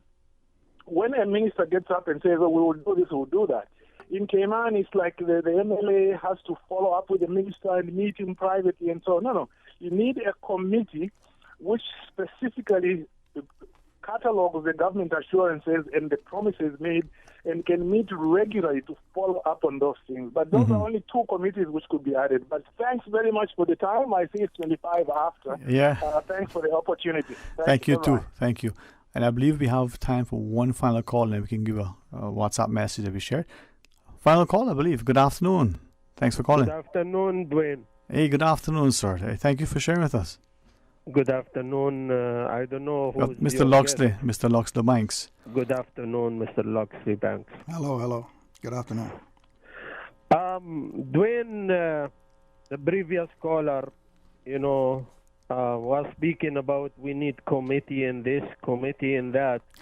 I think we need to cancel such thing called committee, because we have so much corruption in committees in Cayman, and so much people who work in the same sector and they are sitting, like, for example, people who work in the liquor and they sit in the liquor board, people working as lawyer for immigration, sitting in immigration board, or women who are benefiting from immigration board. I don't know how they benefit, but they are benefiting. And there is a lot of corruption in all these boards, corruption, money involved, and there is no investigation yet to be made. Right. I think financial crime unit need to start those. The reason I call you, Dwayne, is not this committee thing, because this committee thing I have in the new year, before election, I have to say some of those corrupted ones' names, and I'm going to say them in public radio. All right, well, you can do that then. I am speaking today I was speaking with elderly lady by Countryside Village, standing in the... I don't want to rush you too much, but we've almost time to kick over, so please forgive us, right? Quickly, I will say. Yeah. This elderly lady, that she's standing 2 hours to go to East End. She is almost 70 years old. Bus her 8 buses They don't want to go to East End. They want to go only Bodin Town. And this elderly lady, I video tape her because she wants to complain about those public bus drivers. I get interview her in video. I'm gonna send it to Cayman Mar Road. Maybe they will publish it. And I'm very sure if I send it to the Cambus, they don't care much about anything Caymanian. But Dwayne, this public bus system needs solution. And this director needs to be fired. Director of Public Transport. All right. Well, when you become minister, maybe. Can I just quickly read this WhatsApp? Thanks to those who call, who listen. Thanks to our caller for his view. Says thanks to all for speaking up. Says, I, like many others, are frustrated and fed up. I could go on and on, but to make a long story short, we must stop letting others come here and brainwashing us into believing we're not doing things right. And the way forward is their way. Our Premier must stand strong. He's falling short in many areas. We, meaning all Indigenous Caymanians, must speak up and put a stop to the madness. Whose idea was it for this regiment? All around there is just too many questionable, unnecessary projects that are leading us down the road to our demise. We must remember we are only 3 small islands. So people perhaps are wanting answers and would be supportive if they knew what they were getting into. I think, and a lot of the thinking, I think, is coming back to the to the cost of what this has been and how those funds might have been more efficiently used in other areas. Yeah, so true. Well, to our listeners, we're going to be taking the renaming ceremony shortly. The program calls for members of the public to have already been seated and arriving. The new MLAs, as they be renamed, going to arrive, now, just about. There's going to be a guard of honor in position. The pastor is going to come, thereafter. And then the other dignitaries and stuff are going to start arriving, including the Honorable Speaker. There's going to be the inspection. So a lot of the things that transpires when the Legislative Assembly meets normally, and it'll go through. We're going to take the proceedings live in a bit and get the speeches and the like. So, another day. Yeah, in some aspects, I guess it's depending on your view from what angle you're viewing it from. It's a great day. And it can be, and it should be, and just I think we need to respect that our people are no longer expecting and demanding, but they're deserving of accurate, timely information, and that they want the country to be respected and the people to be revered, but they also want a desire for us to be honorable and to act with a decorum and deportment, so that nationally and internationally, we can be seen like how our forefathers were sought and seen. We call an apple and an orange an orange. There you go, sir. Mr. Loxley, thank you, sir, for your company. Thank you for your diplomacy, and thank you for your counsel. And I hope that as a people we'll continue to show deference to each other, but have respect for ourselves, to realize that when we disagree, it isn't necessarily that we are divisive. We don't have to be vitriolic, but just that we are expecting more and expecting better, and we're raising the bar and we're demanding excellence. And sometimes the biggest blowhard is probably the thinnest of skins. Mm-hmm. But sometimes the quiet, what it says, still waters run deep, right? Mm-hmm. I think the two key words that really come into play with this, what's happening today, is supreme and sovereign. Supreme and sovereign. Yeah. To God be the glory, and thank Him for His counsel, His mercy, His grace, His love, His provision, His protection. Trust that our people would appreciate that too much is given, much is required, and just as much as I may disagree with you doesn't mean I have to be disrespectful. Just as much as I champion certain things doesn't mean I can't be helpful. What Mama say. And have valuable discourse. There you go, sir. Well, thank you. It is a Monday following Saturday and Sunday, so we want you to be part of a discussion. Enjoy the weekend, be blessed, and as you are a blessing to others. Now, stay tuned for all that Radio Cayman has to offer. On Monday, we'll see you. God's willing.